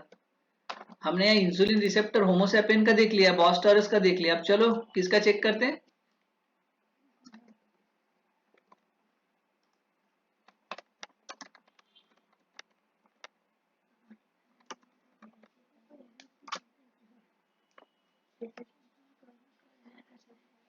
मिला क्या आपको इंसुलिन रिसेप्टर इकोलाई का? मिल रहा है कहीं?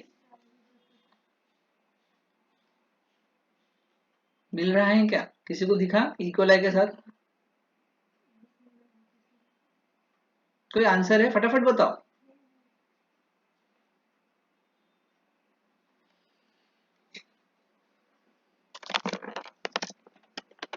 नहीं है ना? कि है?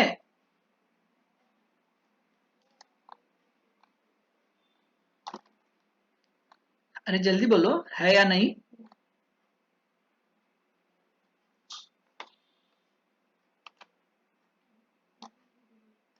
ओके, कोई आंसर नहीं देना चाहता। आप आगे नहीं बढ़ोगे तो मैं भी यहीं बैठा रहूंगा। बताइए इंसुलिन का रिसेप्टर यहाँ मुझे कहीं दिख रहा है क्या, जो इकोलाई में है? अभी जो आंसर दे रहा था वही बोलो जल्दी। कौन आंसर दे रहा था?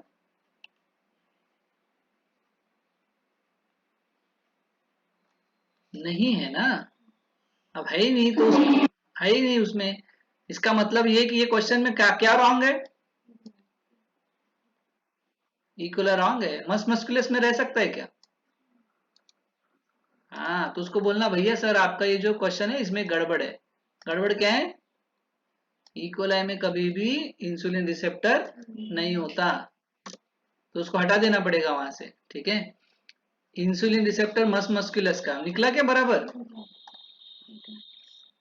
लूंगा यहां से। हम्म, इसमें भी फिर isoform A B X1 X2 है, ठीक है। एक ले लेते हैं, पास्ता ले लेते हैं, कॉपी कर लेते हैं यहाँ से, नोटपैड में पेस्ट। हाँ, करता हूँ, मस्ट मस्कुलस हो गया। ये दो हो गए, अब कौन बचा है? कैट।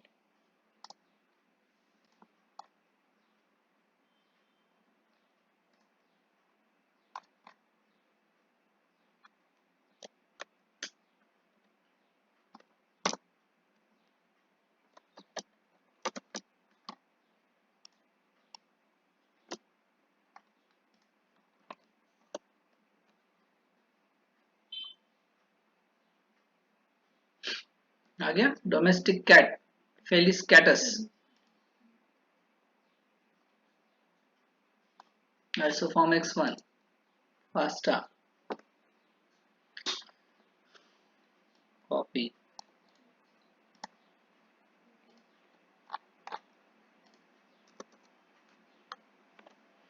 अब एक चूहा है, एक बिल्ली है, और एक कौन है? गैया है ना। गैया बिल्ली, हाँ, गैया बिल्ली को संभालती है ना, और बिल्ली चूहे को संभालती है। चलो आपको क्या लगता है कौन किससे मैच करेगा? बॉस टॉरस से पास में कौन होगा, मस मस्कुलस या फिर कैट? हम्म,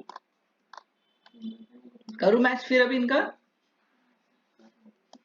क्या करूं, क्या करना चाहिए, क्या करूं मैं, बताइए, आप बताइए, वैसे वैसे करने वाला हूं। कॉपी करूं इसको,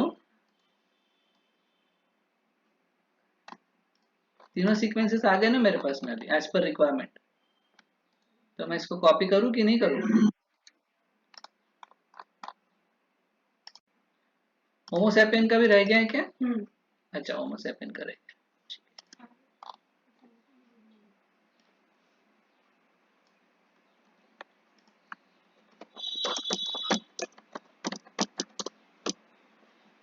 वो समझ जाता है, ले लेगा। नहीं समझा इस बार। इंसुलिन रिसेप्टर प्रोटीन, थोड़ा ध्यान से देखना क्या क्या है। X1 जनरली ले रहे ना, तो इसको लेंगे X1, कॉपी,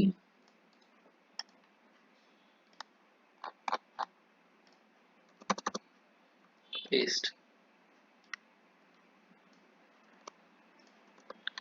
होमोसेपियन आगे सारे, इसको मैं कॉपी कर लेता हूँ। सारे सीक्वेंसेस नोटपैड में ले लिए हैं मैंने। अब क्या करेंगे?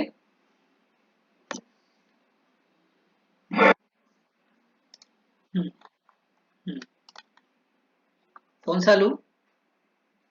माफ क्लस्टर, राइट, रीसेट। हाँ, क्या करूँ, पेस्ट कर दूं यहाँ पे? अब प्रोटीन लेना है कि डीएनए लेना है? Protein, yes, execute. आ गया। देखो ये बहुत अच्छा मैच है, देखो कितने क्लोज है, दिख रही है? 1382, 1372, 1381, 1381, यानी ये बहुत सुंदर सीक्वेंसेस है, एक दूसरे से बहुत क्लोज है। इसलिए आपको क्या दिख रहा है, क्या दिख रहा है? कंसेंसस सीक्वेंसेस, बड़ा सुंदर है। अब देखिए इसमें थोड़ा सा देखने लायक है। आप यहाँ देखिए, होमोसैपियन और चूहा, है ना, होमोसैपियन और चूहे के बीच में देखिए, यहां देखिए ई है, यहाँ पे भी कौन है, ई है, और इन दोनों के ऊपर में कौन है, ए और ए है, माने गैया और फेलिस कौन था, मैं हूं, मैंने कैट। ये दोनों का मैच हो रहा है, चूहा और इंसान के बीच में मैच हो रहा है, समझ रहे हैं ना। और थोड़ा ध्यान से देखिए यहाँ पे, यहाँ क्या हो रहा है, चूहा, इंसान और काऊ। हाँ, कैट से हम दूर जा रहे, कैट से हम दूर जा रहे, है ना, कैट से हम दूर जा रहे। इसका मतलब है कि जो शेर वाली प्रजाति है ना, समझ रहे हैं, कैट वाली जो है, कैट वाली फैमिली, वो थोड़ी डाइवर्स है हमारे से, है ना, हाँ या ना, यानी बॉस, हाँ यानी बॉस टॉरस, चूहा और इंसान का जो पेरेंट है, एंसिस्टर है, वो कहीं ना कहीं क्लोज है, समझ रहे हैं क्या। और ये जो लायन वाली जो फैमिली है ना, बिल्ली वाली जो फैमिली है, देखो ये अलग जा रही है, दिख रहा है ना, और ये हर जगह वेरिएशन दिखा रही है, देखो दिख रहा है, हाँ।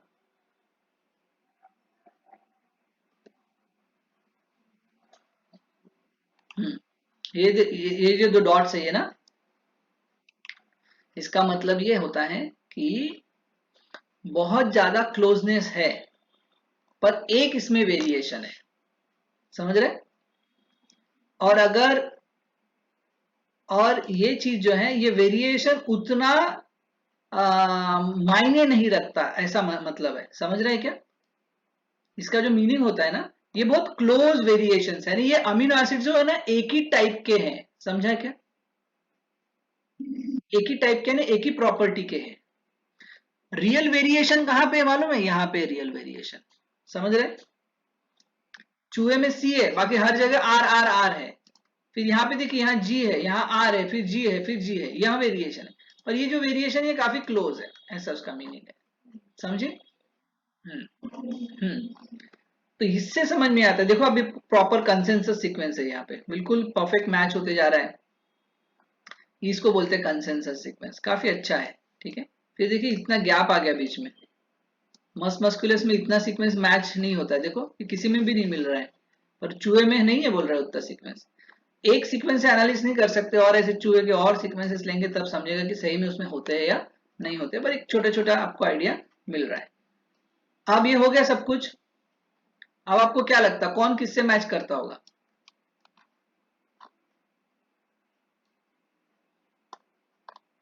ये करने के लिए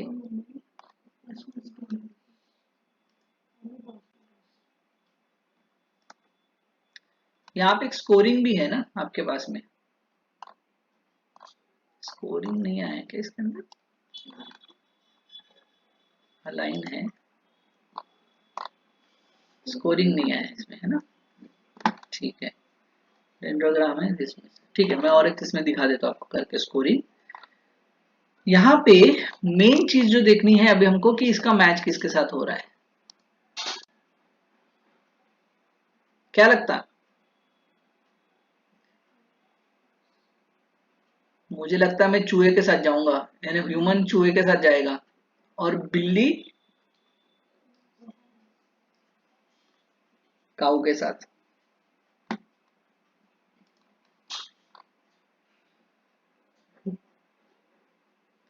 पर यहाँ तो कुछ और हो गया, बराबर है ना,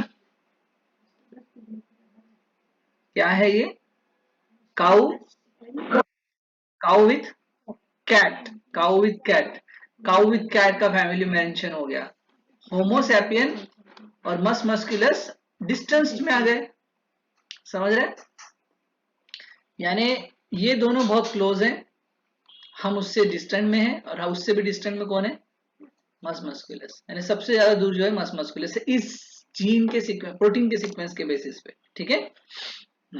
ये आपको आपको यहाँ पे समझ में आ गया, तो इस तरह से आपको करते आना चाहिए, ठीक है, अगर आप इस तरह से कर सकेंगे तो आप ये एनालिसिस आराम से कर पाएंगे। ठीक है, कोई डाउट है इसके अंदर? जिस तरह न्यूक्लियोटाइड सीक्वेंस का किया उसी तरह प्रोटीन का भी कर सकते हैं। ठीक है, लास्ट पॉइंट बता देता हूँ फट से।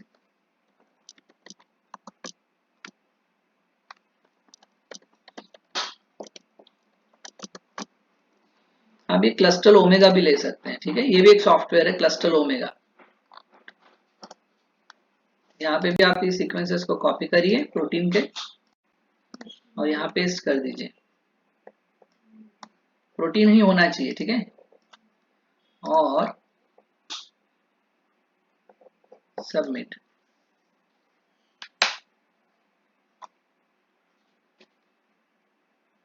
सबसे अच्छा वही है जो जापान वाला है, उसमें बहुत आसान हो जाता है।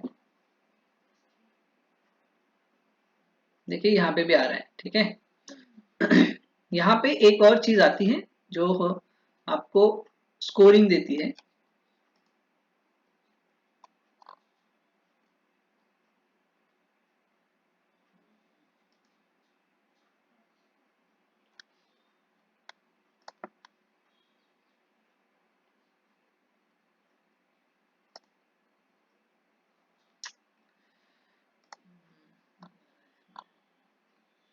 ये वाला मैट्रिक्स दिख रहा है, परसेंटेज आइडेंटिटी मैट्रिक्स, ये देखिए।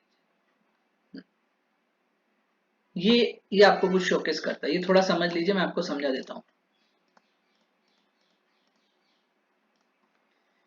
इसको कैसे कंपेयर करना है थोड़ा समझ लीजिए। ठीक है, पहले नंबर पे मस मस्कुलस है। ठीक है, तो यहां पे भी कौन है? मस मस्कुलस। समझा क्या आपको? मस मस्कुलस वर्सेस मस मस्कुलस। ठीक है, सेकंड है होमोसैपियन, होमोसैपियन। समझ रहे? Bos taurus, Bos taurus, Felis, Felis. समझा? इसलिए क्या हो रहा है देखो, मस मस्कुलस विथ मस मस्कुलस, तो क्या होगा?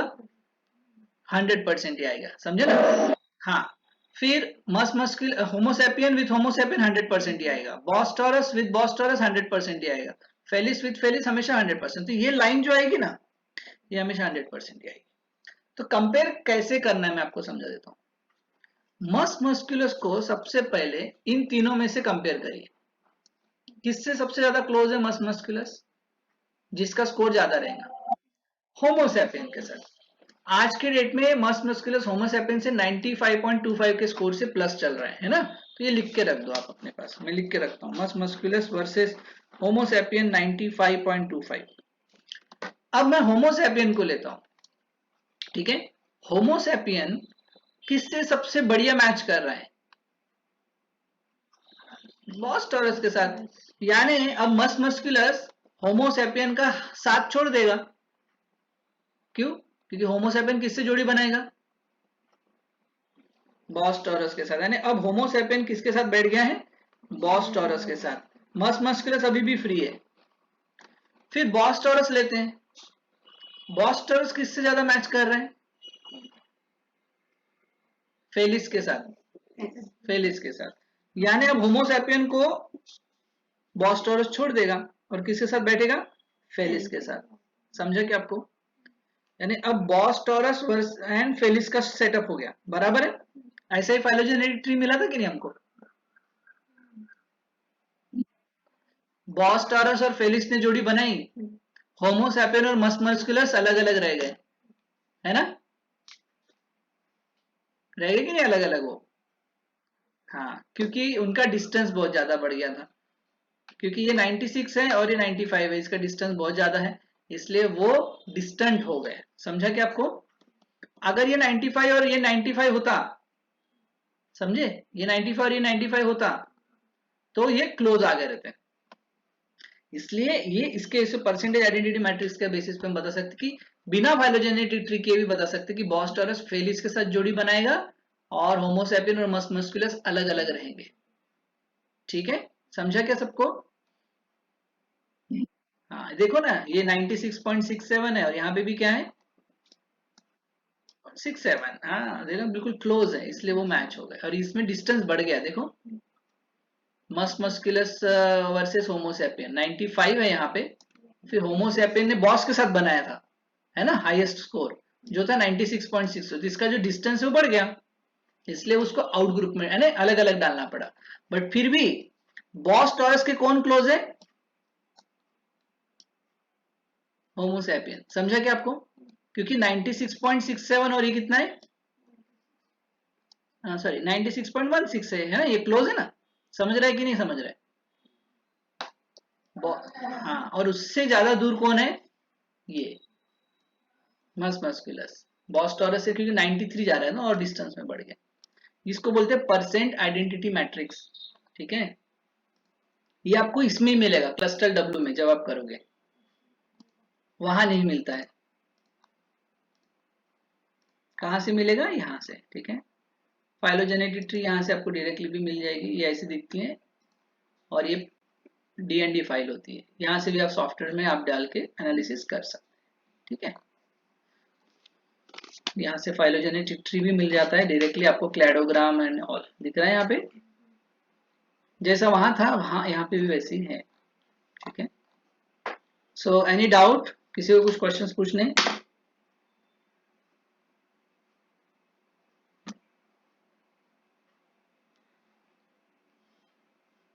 ओके, कोई क्वेश्चंस नहीं तो आप प्रैक्टिस करिएगा ये सब। ठीक है, कुछ नहीं, सीक्वेंस डाउनलोड करेंगे, उसको मल्टीपल सीक्वेंस उसके ऑब्टेन करेंगे और वहां से आप उसको निकाल सकते हैं। ठीक है, तो यहाँ पे रुकते हैं, और कल की बहुत इंपॉर्टेंट है, कल भी आपका एक लेक्चर है। ठीक है, और वो रहेगा सुबह 11 बजे से 1 बजे तक। ठीक है, 11